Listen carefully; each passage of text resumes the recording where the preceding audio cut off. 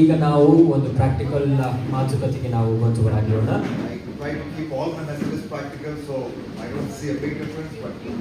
But nevertheless, we're going to talk about an important subject. So ನಾನು ಯಾವಾಗಲೂ ಕೂಡ practical ಆಗಿ ನಾನು ಮಾತಾಡುವಂಥದ್ದು ಪ್ರಸಂಗದಲ್ಲಿ, ಆದರೆ ಈಗ ನಾವು ಒಂದು ವಿಶೇಷವಾದಂತಹ ಒಂದು ವಿಷಯಗಳನ್ನು ನಾವು ನೋಡಲಿಕ್ಕಿದ್ದೇವೆ. This young boy's name was Denzel Michael. ಈ ಒಂದು ಯೌವನಸ್ಥನ ಹುಡುಗನ ಹೆಸರೇನಂತ ಹೇಳಿದ್ರೆ ಡೆನ್ಸೆಲ್ ಮೈಕಲ್ ಎಂಬುದಾಗಿ.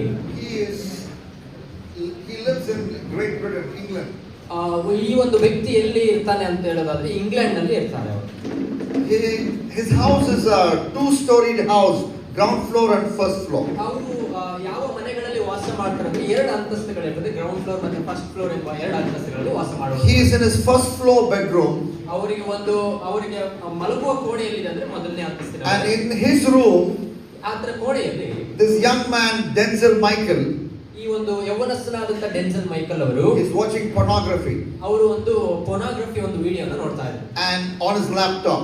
ಅವರ ಒಂದು ಲ್ಯಾಪ್ಟಾಪ್ ನಲ್ಲಿ. And when he is doing that, he hears footsteps.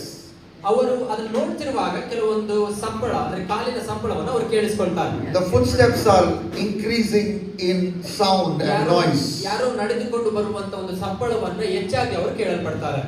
He realizes it's his mother coming up to the stage to give him a glass of milk or give him a glass of coffee or whatever. ಅವರು ಅನ್ಕೊಳ್ತಾರೆ ನಾನು ಯಾರ್ದಂದ್ರೆ ಅವರ ತಾಯಿಯವರ ಸಂಬಳ, ಒಂದು ನಡೆದುಕೊಂಡು ಬರುವಂತ ಸಂಬಳ ತಾಯಿದಿರ್ಬೋದು, ಯಾಕಂದ್ರೆ ಒಂದು ಹಾಲು ಕೊಡುವುದಕ್ಕೋ ಅಥವಾ ಒಂದು ಕಾಫಿಯನ್ನು ಕೊಡುವುದಕ್ಕೋ ತನ್ನ ತಾಯಿ ಬರ್ತಿರ್ಬೋದು ಅಂತ ಅನ್ಕೊಳ್ತಾರೆ. So Denzel wants to actually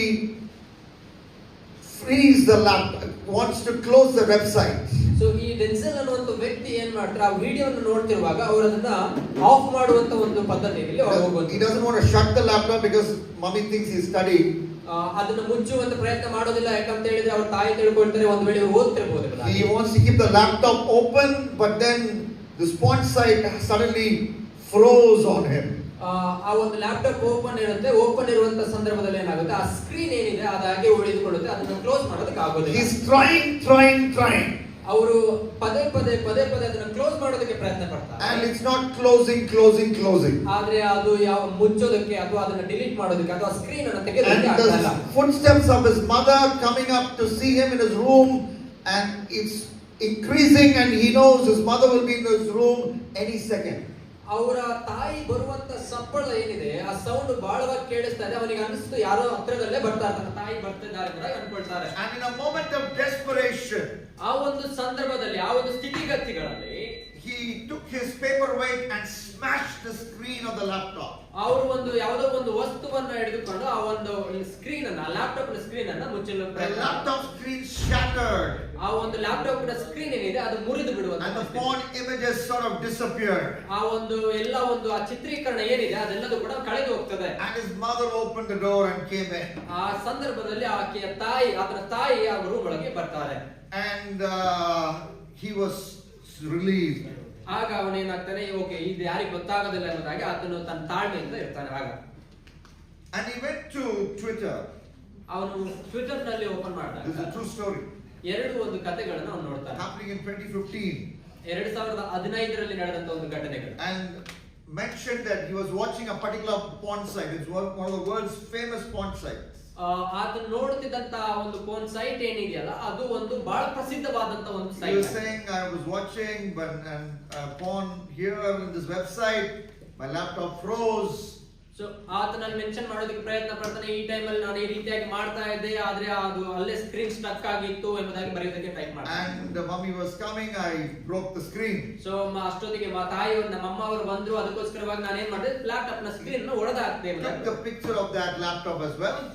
laptop ನ ಫೋಟೋವನ್ನು ಅವರು ತೆಗೆದುಕೊಳ್ತಾರೆ, And posted it on Twitter. ಅದೇ ರೀತಿಯಾಗಿ ಅದೆಲ್ಲ ಕಥೆಗಳನ್ನ ಬರೆದು ಆ ಟ್ವಿಟರ್ ನಲ್ಲಿ ಪೋಸ್ಟ್ ಮಾಡೋದಕ್ಕೆ One of ಇಷ್ಟಪಡ್ತಾರೆ. the officers working for that porn company. So ಯಾವ ಒಂದು ಆ ಸೈಟ್ ಏನಿದೆ, ಫೋನ್ ಸೈಟ್ ಏನಿದೆ ಅದರಲ್ಲಿ ವರ್ಕ್ ಮಾಡುವಂತ ಒಬ್ಬ officer, It's a big company, so they have corporation, they have advertising. They have all kinds of offices. ಅವರಿಗೆ ಬೇಕಾದಂತ ಎಲ್ಲ ಒಂದು ಉನ್ನತವಾದಂತ ಕಟ್ಟಡಗಳು, ಉನ್ನತವಾದಂತ ಎಲ್ಲ ಒಂದು ಪದವಿಗಳು ಇರುವಂತ ಒಂದು office. He read this tweet.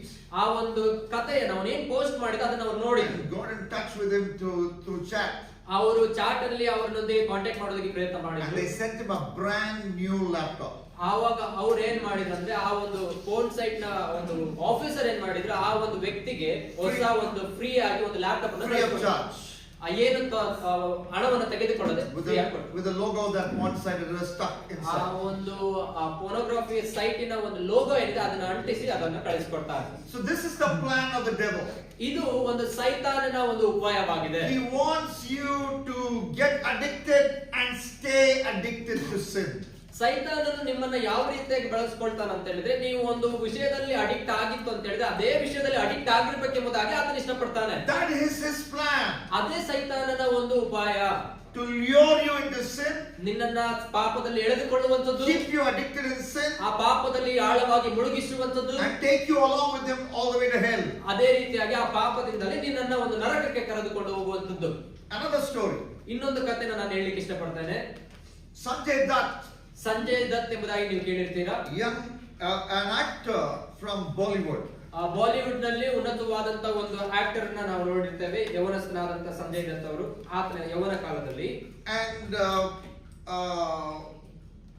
he had various addictions. ಆತನಿಗೆ ವಿಧ ವಿಧವಾದಂತ ಒಂದು addiction ಗಳಿತ್ತು. At one time he said that the number of people that he had a relationship with, the count must be 308. ಆತನು ಒಂದು ಈತನ ಸಂಭಾಷಣೆಯಲ್ಲಿ ಈ ರೀತಿಯಾಗಿ ಹೇಳಿದ್ರು. ಆತನಿಗೆ 309 ಜನರ ಜೊತೆಯಲ್ಲಿ ಸಂಬಂಧಗಳಿತ್ತು ಎಂಬುದಾಗಿ ಹೇಳಿಕೊಂಡಿದ್ರು. Not only sexual addiction, ಬರೀ ಒಂದು ಶಾರೀರಿಕವಾದಂತ sexual ಲೈಂಗಿಕವಾದಂತ ಕ್ರಿಯೆಗಳಲ್ಲ, but also drug addiction. ಅದೇ ರೀತಿಯಾಗಿ ಒಂದು ಡ್ರಗ್ ಅಡಿಕ್ಷನ್ ಕೂಡ ಆತನಿಗಿತ್ತು. One time his mother became sick. ಆ ಒಂದು ಸಮಯದಲ್ಲಿ ಆತನ ತಾಯಿ ಒಂದು ರೋಗ ಇದ್ದ ಸ್ಥಿತಿಯಲ್ಲಿ ಬಳಲುತ್ತಾರೆ. And at that time his mother was taken to America. ಆ ಸಂದರ್ಭದಲ್ಲಿ ಆತನ ತಾಯಿಯು ಅಮೆರಿಕಕ್ಕೆ ಕರೆದುಕೊಂಡು ಹೋಗ್ತಾರೆ ಆಕೆ ತಾಯಿಯನ್ನು for cancer treatment. ಕ್ಯಾನ್ಸರ್ ನ ಒಂದು ಟ್ರೀಟ್ಮೆಂಟ್ ಗೋಸ್ಕರ. So Sanjay was going to America to see his mother. ಅಮೆರಿಕಕ್ಕೆ ತನ್ನ ತಾಯಿಯನ್ನು ನೋಡೋದಕ್ಕೆ ಸಂಜಯ್ ದತ್ ಅವರು ಹೋಗುವಾಗ Sanjay knew he could not survive there without drugs. ಆತನಿಗೆ ಗೊತ್ತಿತ್ತು ನಾನು ಅಮೆರಿಕಕ್ಕೆ ಹೋದ್ರೆ ನನ್ನ ಒಂದು ಮಾದಕ ವಸ್ತುಗಳಿಂದ ಇರದೇ ಇರುವುದಕ್ಕೆ ನನಗೆ ಆಗುವುದಿಲ್ಲ ಎಂಬುದಾಗಿ. So he hid some drugs in his shoes during his flight to New York. ಆತನು ವಿಮಾನ ಪ್ರಯಾಣ ಮಾಡುವ ಫ್ಲೈಟ್ ಅನ್ನು ಹತ್ತುವಾಗ ತನ್ನ ಶೂ ನಲ್ಲಿ ಕೆಲವೊಂದು ಮಾದಕ ವಸ್ತು ಅಂದ್ರೆ ಡ್ರಗ್ ಮೆಟೀರಿಯಲ್ ವಸ್ತುಗಳನ್ನು ಆತನು ಇಟ್ಟುಕೊಂಡಿದ್ದ. He had a sister called Priya. ಆತನಿಗೆ ಒಬ್ಬಳು ಸಹೋದರಿ ಇದ್ದಳು, ಆಕೆ ಹೆಸರು ಪ್ರಿಯಾ ಎಂಬುದಾಗಿ. And Priya was given a nickname in her college. ಆ ಪ್ರಿಯಳಿಗೆ ಒಂದು ನಿಕ್ನೇಮ್ ಇತ್ತು. The nickname was Stoner's sister, meaning he's a druggie's sister.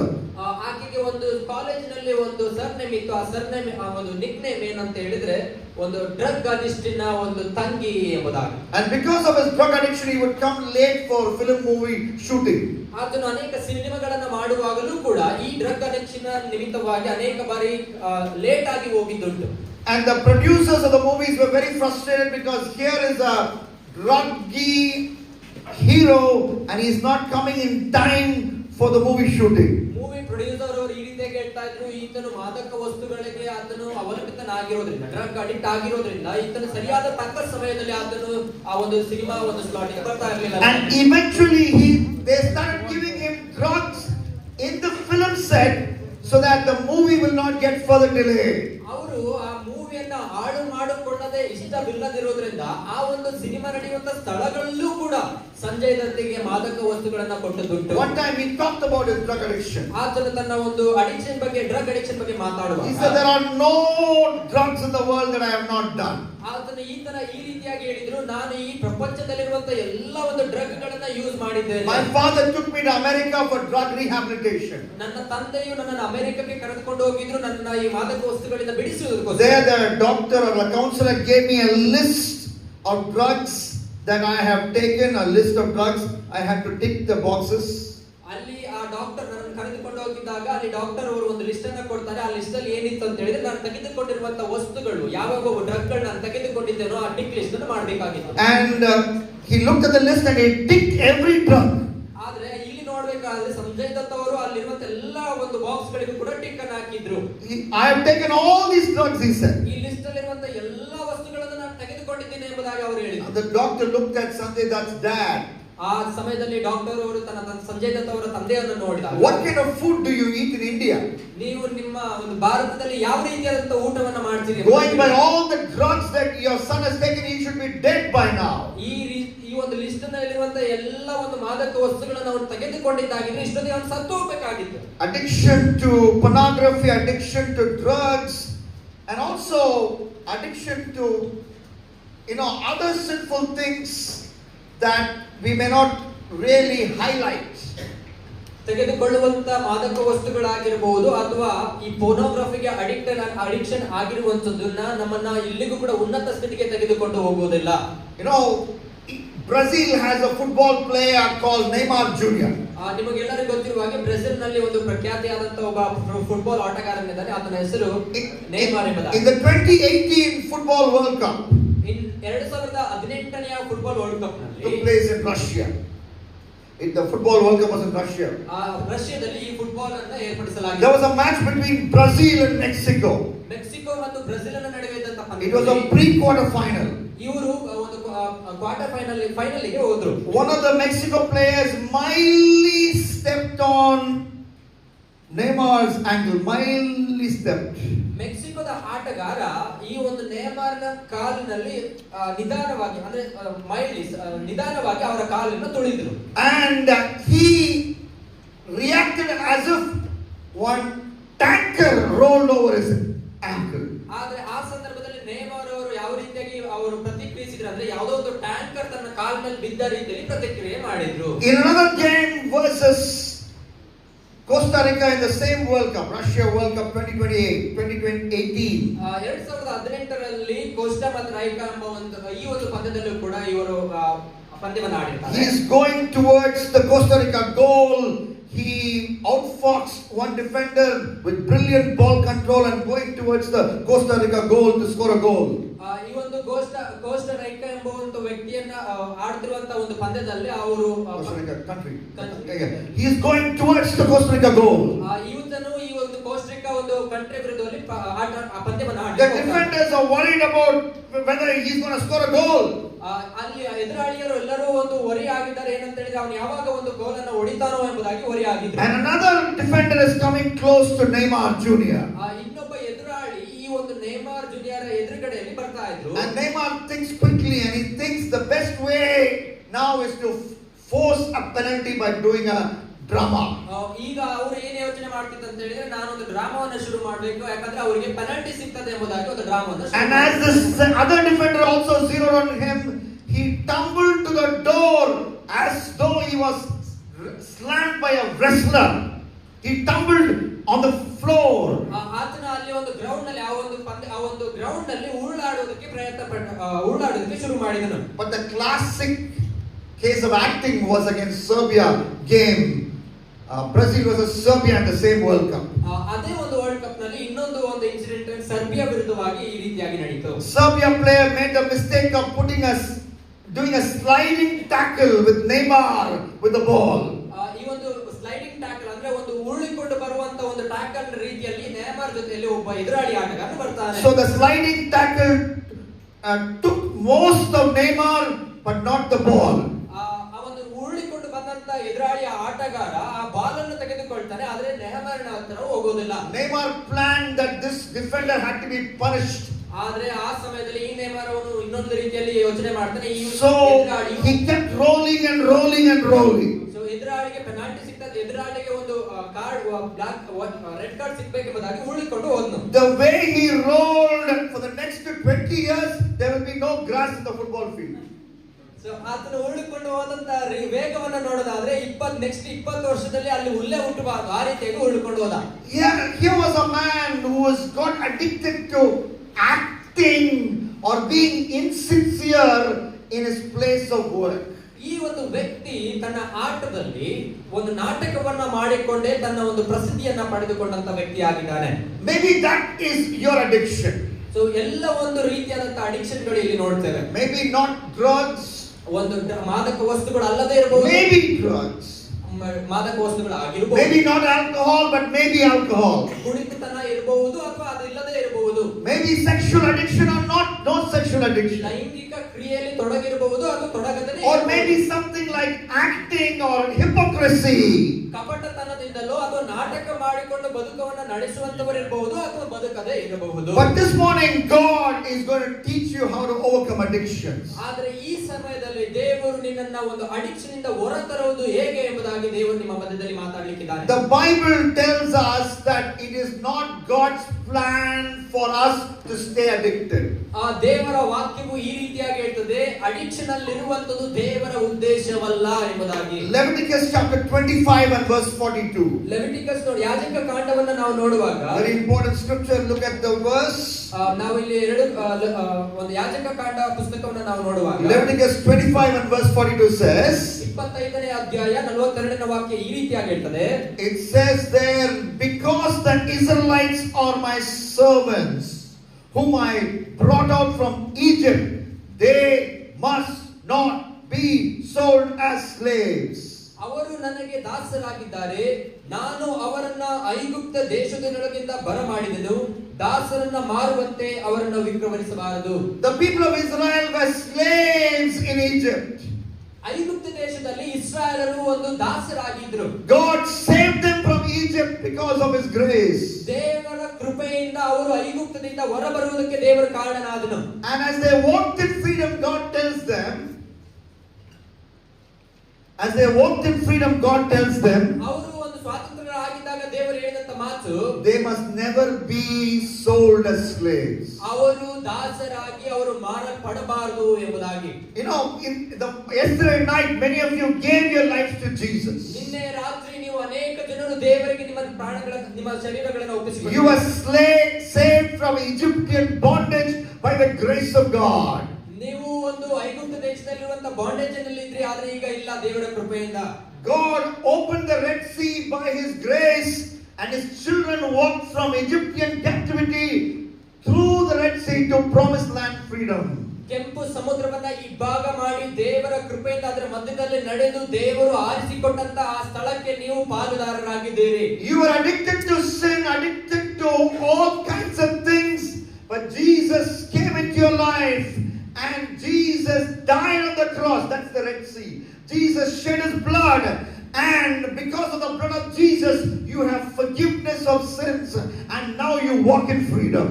ನಿಮಗೆ ಅನೇಕ ಪೌರಿಕವಾದಂತ ಅನೇಕ ಪಾಪದ ಕಟ್ಟುಗಳು, ಶಾಪದ ಕಟ್ಟುಗಳು ನೀವು ತುಂಬಿಕೊಂಡಿರುವಾಗ ಯೇಸು ಕ್ರಿಸ್ತನು ಪರಲೋಕದಿಂದ ನಿಮಗೆ ಬಂದು ಆತನು ತನ್ನ ರಕ್ತವನ್ನು ಸುರಿಸಿ ನಿಮಗೋಸ್ಕರವಾಗಿ ಪ್ರಾಣವನ್ನು ಕೊಟ್ಟಿದ್ರಲ್ಲಿ ನಮ್ಮ ಪಾಪಗಳು ಅಳಿಯಲ್ಪಟ್ಟು ನೀವೀಗ ಬಿಡುಗಡೆಯನ್ನ ಹೊಂದಿದಂತವರು. Now you should not go back into your Egypt. ಆದ್ರೆ ನೀವು ಮತ್ತೆ ಮರಳಿ ಅದೇ ಸ್ಥಳಕ್ಕೆ ನೀವು ಹಿಂತಿರುಗಿ ಹೋಗಬಾರದು ಐಗುಪ್ತರ ರೀತಿಯಲ್ಲಿ. The same smoking addiction, same pornography addiction, ಅದೇ pornography addiction ಆಗಿರಬಹುದು ಅಥವಾ ಒಂದು ಸಿಗರೆಟ್ ಅನ್ನ ಸೇದುವಂತ ಒಂದು ಅಡಿಕ್ಷನ್ ಆಗಿರಬಹುದು, ಮತ್ತೆ ಹಿಂತಿರುಗಬಾರದು. Same acting addiction, same foul words addiction, same phone addiction. ನಾಟಕದ ಜೀವಿತಗಳನ್ನ ಜೀವಿಸುವಂತದ್ದು ಅಥವಾ ಹಿಂದೆ ಇದ್ದಂತ ಜೀವಿತಗಳನ್ನ ಮತ್ತೆ ತರುವಂತದನ್ನ ಮತ್ತೆ ನೀವು ಮಾಡುವಂತದ್ದಾಗಿರಬಾರದು. Jesus said in Luke chapter 4 and verse 18. ಲೂಕನು ಬರೆದಂತ ಸುವಾರ್ತೆ 4ನೇ ಅಧ್ಯಾಯ ಅದರ 18ನೇ ವಚನವನ್ನು ನಾವು ನೋಡುವಾಗ, very important scripture. ಈ ಒಂದು ವಚನವು ಬಹಳ ಪ್ರಾಮುಖ್ಯವಾದಂತ ವಚನವಾಗಿದೆ. Jesus, why did you come to this earth? ನಿಮಗೆಲ್ಲರಿಗೂ ಯೇಸು ಸ್ವಾಮಿ ಇರೋದಾದ್ರೆ ಆದ್ರೆ ಯೇಸು ಸ್ವಾಮಿ ಯಾಕೆ ಬಂದ್ರು ಎಂಬುದಾಗಿ ತಿಳಿಸಿಕೊಡ್ತಾ ಇದೆ. His answer will be, my Father sent me to proclaim liberty to the captives. ನೀವು ಒಂದು ವೇಳೆ ಯೇಸು ಸ್ವಾಮಿಗೆ ಕೇಳೋದಾದ್ರೆ ನೀವು ಯಾಕೆ ಬಂದ್ರಿ ಎಂಬುದಾಗಿ ಕೇಳೋದಾದ್ರೆ ಯೇಸು ಸ್ವಾಮಿ ಈ ರೀತಿಯಾಗಿ ಹೇಳ್ತಾರೆ, ನನ್ನ ತಂದೆಯು ಕಳಿಸಿಕೊಟ್ರು, ಯಾಕಂತ ಹೇಳಿದ್ರೆ ಬಂಧನದಲ್ಲಿರುವಂತವರಿಗೆ ಬಿಡುಗಡೆಯನ್ನ ಕೊಡುವುದು. That's why Jesus came. ಅದಕ್ಕೋಸ್ಕರನೇ ಯೇಸು ಸ್ವಾಮಿ ಬಂದಿರುವಂತದ್ದು. Now what is an addiction? ಹಾಗಾದ್ರೆ ಈಗ ನನಗೆ ಹೇಳ್ರಿ, ವಾಟ್ ಇಸ್ ಅಡಿಕ್ಷನ್? ಅಡಿಕ್ಷನ್ ಅಂದ್ರೆ ಏನು? The Bible is very clear what is an addiction. Bible ಸ್ಪಷ್ಟವಾಗಿ ಹೇಳ್ತದೆ ಅಡಿಕ್ಷನ್ ಅಂದ್ರೆ ಏನು ಎಂಬುದಾಗಿ. 1 Corinthians chapter 6 and verse 12. ಆ 1 ಕೊರಿಂಥ 6ನೇ ಅಧ್ಯಾಯ ಅದರ 12ನೇ ವಚನವು ಈ ರೀತಿಯಾಗಿ ಹೇಳ್ತದೆ. And I want to read it from the Message, the Voice version. It is a good version to read because this English is easy and it makes it very clear. The message is very clear from that verse. ಈ ಒಂದು ವಚನವನ್ನ ನಾನು voice ಮೂಲಕವಾಗಿ ನಾನು ಕೇಳಿಸಿಕೊಳ್ಳೋದಕ್ಕೆ ಇಷ್ಟಪಡ್ತೇನೆ, ಯಾಕಂದ್ರೆ English ನಲ್ಲಿ ಬಹಳ ಸ್ಪಷ್ಟವಾಗಿ ಇದು ಬರೆಯಲ್ಪಟ್ಟಿದೆ. So I will read that in voice version and we will have Kannada translation of the voice version, which you may not find in your Kannada Bible. So ನಾನು ಇಂಗ್ಲಿಷ್ ನಲ್ಲಿ ಓದ್ತೇನೆ, ಅದಾದ್ಮೇಲೆ ನಾವು ವಾಯ್ಸ್ ವರ್ಷನ್ ಎಂಬುದಾಗಿದೆ, ಆ version ಮೂಲಕವಾಗಿ ಕನ್ನಡದಲ್ಲಿ ಇರ್ಲಿಕ್ಕೆ ಇಲ್ಲ, ಬಟ್ ಆದ್ರೆ ಇಂಗ್ಲಿಷ್ ನಲ್ಲಿ ಪಾಸ್ಟರ್ ಓದುವಾಗ ನಾವು ಕನ್ನಡದಲ್ಲಿ ಅದನ್ನ ಓದಿಕೊಳ್ಳುವಂತವರಾಗಿರೋದು. I can hear some of you saying, for me all things are permitted. Paul is saying, I can hear some of you saying, for me all things are permitted. ಪೌಲನು ಈ ರೀತಿಯಾಗಿ ಹೇಳ್ತಾನೆ, ಅನೇಕರು ಹೇಳ್ತಾರೆ ನನಗೆ ಎಲ್ಲವನ್ನ ಮಾಡುವುದಕ್ಕೆ ಸ್ವಾತಂತ್ರ್ಯ ಉಂಟು. But face the facts. ಆದ್ರೆ ನೀವು ಮಾಡುವಂತ ಕ್ರಿಯೆಗಳಿಗೆ ನೀವು ಫಲವನ್ನು ಅನುಭವಿಸಿ. All things are not beneficial. ನೀವು ಮಾಡುವಂತ ಎಲ್ಲಾ ಕಾರ್ಯವೂ ಕೂಡ ಫಲಭರಿತವಾದಂತ ಜೀವಿತವಾಗಿರುವುದಿಲ್ಲ. So you say, for me all things are permitted. ನೀವು ಹೇಳಬಹುದು ನನಗೆ ಮಾಡುವುದಕ್ಕೆ ಎಲ್ಲದಕ್ಕೂ ಸ್ವಾತಂತ್ರ್ಯ ಉಂಟು. Here is my response. ಆದ್ರೆ ನನ್ನ ಒಂದು ರೆಸ್ಪಾನ್ಸ್ ಯಾವ ರೀತಿಯಾಗಿದೆ? I will not allow anything to control me. ಆದ್ರೆ ನನ್ನನ್ನ ಕಂಟ್ರೋಲ್ ಮಾಡುವಂತ ಯಾವ ಒಂದು ವಿಷಯಗಳನ್ನ ಕೂಡ ನಾನು ತೆಗೆದುಕೊಳ್ಳುವುದಿಲ್ಲ. You should not allow anything to control you. That is freedom from addiction. ನಿಮ್ಮನ್ನ ಕಂಟ್ರೋಲ್ ಮಾಡುವಂತ ಯಾವ ಒಂದು ವಿಷಯಗಳಿಗೂ ನೀವು ಅಡಿಕ್ಟ್ ಆಗಬಾರದು. ಅದಕ್ಕೆ ನಾವು ಅಡಿಕ್ಷನ್ ಎಂಬುದಾಗಿ ಕರೀತೀವಿ. That is why long ago ಅದಕ್ಕೋಸ್ಕರನೇ ತುಂಬಾ ಹಳೆಯ ಒಂದು ಜೀವಿತದಲ್ಲಿ I turned off notifications on WhatsApp. ನನ್ನ ಒಂದು ವಾಟ್ಸ್ಆಪ್ ನ ನೋಟಿಫಿಕೇಶನ್ ಅನ್ನು ನಾನು ಆಫ್ ಮಾಡಿದ್ದೆ. I turned off notification on Instagram. ನಾನು ಇನ್ಸ್ಟಾಗ್ರಾಮ್ ನಲ್ಲಿ ನೋಟಿಫಿಕೇಶನ್ ಅನ್ನು ಆಫ್ ಮಾಡಿದ್ದೆ. I turned off notification on Facebook. ನಾನು ಫೇಸ್ಬುಕ್ ನಲ್ಲೂ ಕೂಡ ನನ್ನ ನೋಟಿಫಿಕೇಶನ್ ಅನ್ನು ಆಫ್ ಮಾಡಿದ್ದೇನೆ. Why? ಯಾಕೆ ಗೊತ್ತಾ? Instagram cannot control me. ಯಾಕಂದ್ರೆ ಇನ್ಸ್ಟಾಗ್ರಾಮ್ ನನ್ನನ್ನು ಕಂಟ್ರೋಲ್ ಮಾಡೋದಕ್ಕೆ ಸಾಧ್ಯವಿಲ್ಲ. Facebook cannot control me. Facebook ನನ್ನನ್ನು ಕಂಟ್ರೋಲ್ ಮಾಡೋದಕ್ಕೂ ಸಾಧ್ಯವಿಲ್ಲ. WhatsApp cannot control me. WhatsApp ಕೂಡ ನನ್ನನ್ನು ಕಂಟ್ರೋಲ್ ಮಾಡೋದಕ್ಕೆ ಸಾಧ್ಯವಿಲ್ಲ. Instagram is a dog. Instagram ಒಂದು ನಾಯಿಯ ರೀತಿಯಲ್ಲಿ. My pet dog. ನನ್ನ ಒಂದು ಸಾಕು ನಾಯಿಯ ರೀತಿಯಲ್ಲಿ. Let me tell you, it's an imaginary pet dog because I don't have a dog. So ನಾನು ಒಂದು ನೆನೆಸಿಕೊಂಡು ಒಂದು ನಾಯಿಯ ಒಂದು ವಿಷಯವನ್ನು ಹೇಳ್ತೀನಿ, ಯಾಕಂದ್ರೆ ನನ್ನ ಹತ್ರ ನಾಯಿ ಇಲ್ಲ. Instagram is like my imaginary pet dog. ನನ್ನ ಒಂದು ಇನ್ಸ್ಟಾಗ್ರಾಮ್ ಇದೆ, ಅದು ನನ್ನ ಒಂದು ನೆನೆಸಿಕೊಳ್ಳುವಂತ ಒಂದು ನಾಯಿ. When I say Jimmy, ನಾನು ಯಾವಾಗ ಜಿಮ್ಮಿ ಎಂಬುದಾಗಿ ಕರಿತೀನೋ, ಈ ರೀತಿಯಾದ ಶಬ್ದವನ್ನ ಮಾಡಿ ಯಾವಾಗ ಕರಿತೀನೋ, and Jimmy will come running to me. So ಆ ಜಿಮ್ಮಿ ನನ್ನ ಹಿಂದೆ ಓಡಿ ಬರ್ತದೆ. So I said Instagram ಎಂಬುದಾಗಿ ನಾನು ಯಾವಾಗ ಕರಿತೇನೋ, dog, ನಾಯಿಯೇ ಎಂಬುದಾಗಿ ಕರೆದಾಗ, come here, ಬಾ ಇಲ್ಲಿ ಅಂದಾಗ he will come to me. ಅದು ನನ್ನ ಬಳಿ ಬರ್ತದೆ. Then I will open. ಆಗ ನಾನು ಓಪನ್ ಮಾಡ್ತೇನೆ. Who is Instagram to command me? Instagram ಯಾರು ನನ್ನನ್ನ ಕಂಟ್ರೋಲ್ ಮಾಡೋದು? Who is Instagram? ಯಾರು Instagram? I am the child of the Prince of Peace. ರಾಜಾದಿ ರಾಜನಾಗಿರುವಂತ ಮಗನು ನಾನು. I am the ambassador of Christ. ನಾನು ಕ್ರಿಸ್ತನ ರಾಯಭಾರಿ. I am the apple of God's eye. ನಾನು ದೇವರ ಒಂದು ಕಣ್ಣಾಗಿದ್ದೇನೆ. I am the conqueror of conquerors. ನಾನು ರಾಜ್ಯತ್ವಗಳನ್ನ ಅಧಿಕಾರವನ್ನ ತೆಗೆದುಕೊಂಡಂತ ಯೆಹೋವನ ಮಗನಾಗಿದ್ದೇನೆ. Who is Instagram to command me? ಈ ಒಂದು ಇನ್ಸ್ಟಾಗ್ರಾಮ್ ಯಾರು ನನ್ನನ್ನು ಆಳೋದು? With the noise ting, with notification ಟಿಂಗ್ ಎಂಬುದಾಗಿ ಬಂದಾಗ, when I need you I will call you. ನನಗೆ ಯಾವಾಗ ಬೇಕೋ ಆಗ ನಿನ್ನ ಕರೀತೀನಿ. I am a spiritual government officer. ನಾನು ಒಂದು ಆತ್ಮಿಕ ಉಳ್ಳಂತ ಒಂದು I'm a spiritual chief minister of Karnataka. ನಾನು ಒಂದು ಆತ್ಮಿಕ ಉಳ್ಳಂತ ಚೀಫ್ ಮಿನಿಸ್ಟರ್ ಆಗಿದ್ದೇನೆ. I will press a bell, then you enter my room. ನನ್ನ ಬೆಲ್ಲ ಯಾವಾಗ ಹೊಡಿತೀನಿ ಅವಾಗ ನೀನು ನನ್ನ ರೂಮಿಗೆ Don't no entering without permission. ನನ್ನ ಪರ್ಮಿಷನ್ ಇಲ್ಲದೆ ನೀನು ಬರುವಂತ ಅವಶ್ಯಕತೆವಿಲ್ಲ. When I need you, ನನಗೆ ಯಾವಾಗ ಬೇಕು, when I have to propagate the gospel of Jesus Christ, ನನ್ನ ಯೇಸು ಸ್ವಾಮಿಯ ವಿಷಯವಾಗಿ ನಾನು ಯಾವಾಗ ಮಾತಾಡೋದಕ್ಕೆ ಇಷ್ಟಪಡ್ತೇನೋ, then I will press the bell, then you come and say. ನಾನು ಅವಾಗ ಬೆಲ್ ಅನ್ನು ಒತ್ತೀನಿ, ಆಗ ನೀನು ಬರಬಹುದು. You know, I hope you're understanding what I'm saying. ನನಗೆ ಅನಿಸ್ತದೆ ನಾನು ಏನು ಹೇಳುತ್ತಿದ್ದೀನೋ ಅದು ನಿಮಗೆ ಅರ್ಥವಾಗ್ತಿದೆ ಎಂಬುದಾಗಿ. All things are, I have the right to do everything, but I will not be mastered by anything, says the NIV. ನನಗೆ ಮಾಡುವುದಕ್ಕೆ ಎಲ್ಲವನ್ನು ಮಾಡುವುದಕ್ಕೆ ಸ್ವಾತಂತ್ರ್ಯ ಉಂಟು, ಆದರೆ ಯಾವುದು ಕೂಡ ನನ್ನನ್ನ ಯಜಮಾನನ ಸ್ಥಿತಿಯನ್ನು ತೆಗೆದುಕೊಳ್ಳೋದಕ್ಕೆ ಸಾಧ್ಯವಿಲ್ಲ. Paul writes to believers about addiction. ಈ ಪೌಲನು ಒಂದು ಸಭೆಯವರಿಗೆ ಬರೆಯುವಂತ ವಿಷಯವೇನೆಂದ್ರೆ, not to unbelievers. ಅನ್ಬಿಲಿವರ್ಸ್ ಗೆ ಬರೆಯುತ್ತಾ ಇಲ್ಲ, because unbelievers are dead in sin. ಅನ್ಬಿಲಿವರ್ಸ್ ಅಂದ್ರೆ ಅವಿಶ್ವಾಸಿಗಳು ಆಲ್ರೆಡಿ ಪಾಪದಲ್ಲಿ ಸತ್ತು ಹೋಗಿದ್ದಾರೆ. But believers who are following Jesus, ಆದ್ರೆ ವಿಶ್ವಾಸಿಗಳೆನಿಸಿಕೊಳ್ಳುವವರು ಯೇಸು ಸ್ವಾಮಿಯನ್ನು ಹಿಂಬಾಲಿಸುವವರು have real problem of addiction. ಆದ್ರೆ ನಿಜವಾದಂತ ಪ್ರಾಬ್ಲಮ್ ಇದೆ ಅವರಿಗೆ, ಯಾಕಂದ್ರೆ ಈ ಅಡಿಕ್ಷನ್ ಮೂಲಕವಾಗಿ. In Galatians chapter 5 and verse 1, ಗಲಾತ್ಯದವರಿಗೆ ಬರೆದ ಪತ್ರಿಕೆ 5ನೇ ಅಧ್ಯಾಯ 1ನೇ ವಚನವನ್ನು ನೋಡುವಾಗ Paul writes, ಪೌಲನು ಈ ರೀತಿಯಾಗಿ ಬರೀತಾನೆ. it's an English professor, they will straight away say this is bad English. English professor ಅವರು ಈ ರೀತಿಯಾಗಿ ಹೇಳಿದ್ರು ಡೈರೆಕ್ಟ್ ಆಗಿ ಇದೊಂದು ಬ್ಯಾಡ್ ಇಂಗ್ಲಿಷ್ ಎಂಬುದಾಗಿ. If the English professor reads Galatians 5:1, they will say it's bad English. ಯಾರಾದ್ರೂ ಇಂಗ್ಲಿಷ್ ಪ್ರೊಫೆಸರ್ ಅವರು ಗಲಾತ್ಯದ 5:1 ಓದಿದ್ರೆ ಇದು ಕೆಟ್ಟ ಒಂದು ಆಂಗ್ಲ ಭಾಷೆ ಎಂಬುದಾಗಿ. Miserable English. ಇದು ಇಂಗ್ಲಿಷ್ ಒಳ್ಳೆ ಇಂಗ್ಲಿಷ್ ಅಲ್ಲ. But it is correct theologically. ಆದ್ರೆ ಒಂದು ದೈವಿಕವಾಗಿ ನೋಡೋದಾದ್ರೆ ಇದು ಒಳ್ಳೆಯ ಒಂದು ಪದವಾಗಿದೆ. It's correct. It is sound doctrine. ಇದು ದೇವರ ಒಂದು ವಿಷಯವನ್ನ ಇದು ತಿಳಿಸಿಕೊಡ್ತದೆ. In Galatians 5:1 Paul says, ಗಲಾತ್ಯದವರಿಗೆ 5:1 ಪೌಲನು ಈ ರೀತಿಯಾಗಿ ಹೇಳ್ತಾನೆ, it is for freedom that Christ has set you free. ಕ್ರಿಸ್ತನು ನಮ್ಮನ್ನ ಸ್ವತಂತ್ರದಲ್ಲಿರಿಸಬೇಕೆಂದು ನಮಗೆ ಬಿಡುಗಡೆ ಮಾಡಿದನು ಎಂಬುದಾಗಿ. It is for freedom that Christ has set you free. ನೀನು ಸ್ವತಂತ್ರದಲ್ಲಿರಬೇಕೆಂಬುದಾಗಿ ನಿನ್ನನ್ನು ಬಿಡುಗಡೆ ಮಾಡಿದ್ದಾನೆ. Stand firm then, ನೀನು ಸ್ಥಿರವಾಗಿ ಅಲ್ಲಿ ನಿಂತುಕೊಂಡು, and do not let yourself be burdened again by the yoke of slavery. ನೀನು ಸ್ವಾತಂತ್ರ್ಯದಲ್ಲಿರುವಾಗ ಪಾಪವು ನಿನ್ನನ್ನು ಮತ್ತೆ ಹಿಂದಕ್ಕೆ ಎಳೆದುಕೊಂಡು ಹೋಗದ ರೀತಿಯಲ್ಲಿ ನೀನು ಸ್ಥಿರವಾಗಿ ನಿಂತಿರಬೇಕು. That's what the Bible says in Galatians 5:1. ಅದೇ ಗಲಾತ್ಯದವರಿಗೆ ಬರೆದ ಪತ್ರಿಕೆ 5ನೇ ಅಧ್ಯಾಯ 1ನೇ ವಚನದಲ್ಲಿ ಸತ್ಯವೇದ ಹೇಳುವಂತದ್ದು. Some people say, ಕೆಲವೊಂದು ಜನರು ಈ ರೀತಿಯಾಗಿ ಹೇಳ್ತಾರೆ, I don't know how I got addicted, uncle. Uncle, ನನಗೆ ಇದು ಯಾವ ರೀತಿಯಾಗಿ ಅಡಿಕ್ಟ್ ಆಗೋದು ನನಗೆ ಗೊತ್ತಾಗ್ತಾ ಇಲ್ಲ. I don't know how I got into this addiction. ಈ ಅಡಿಕ್ಷನ್ ನಾನು ಯಾವ ರೀತಿಯಾಗಿ ಅಡಿಕ್ಟ್ ಆಗೋದು ನನಗೆ ಗೊತ್ತಾಗ್ತಾ ಇಲ್ಲ.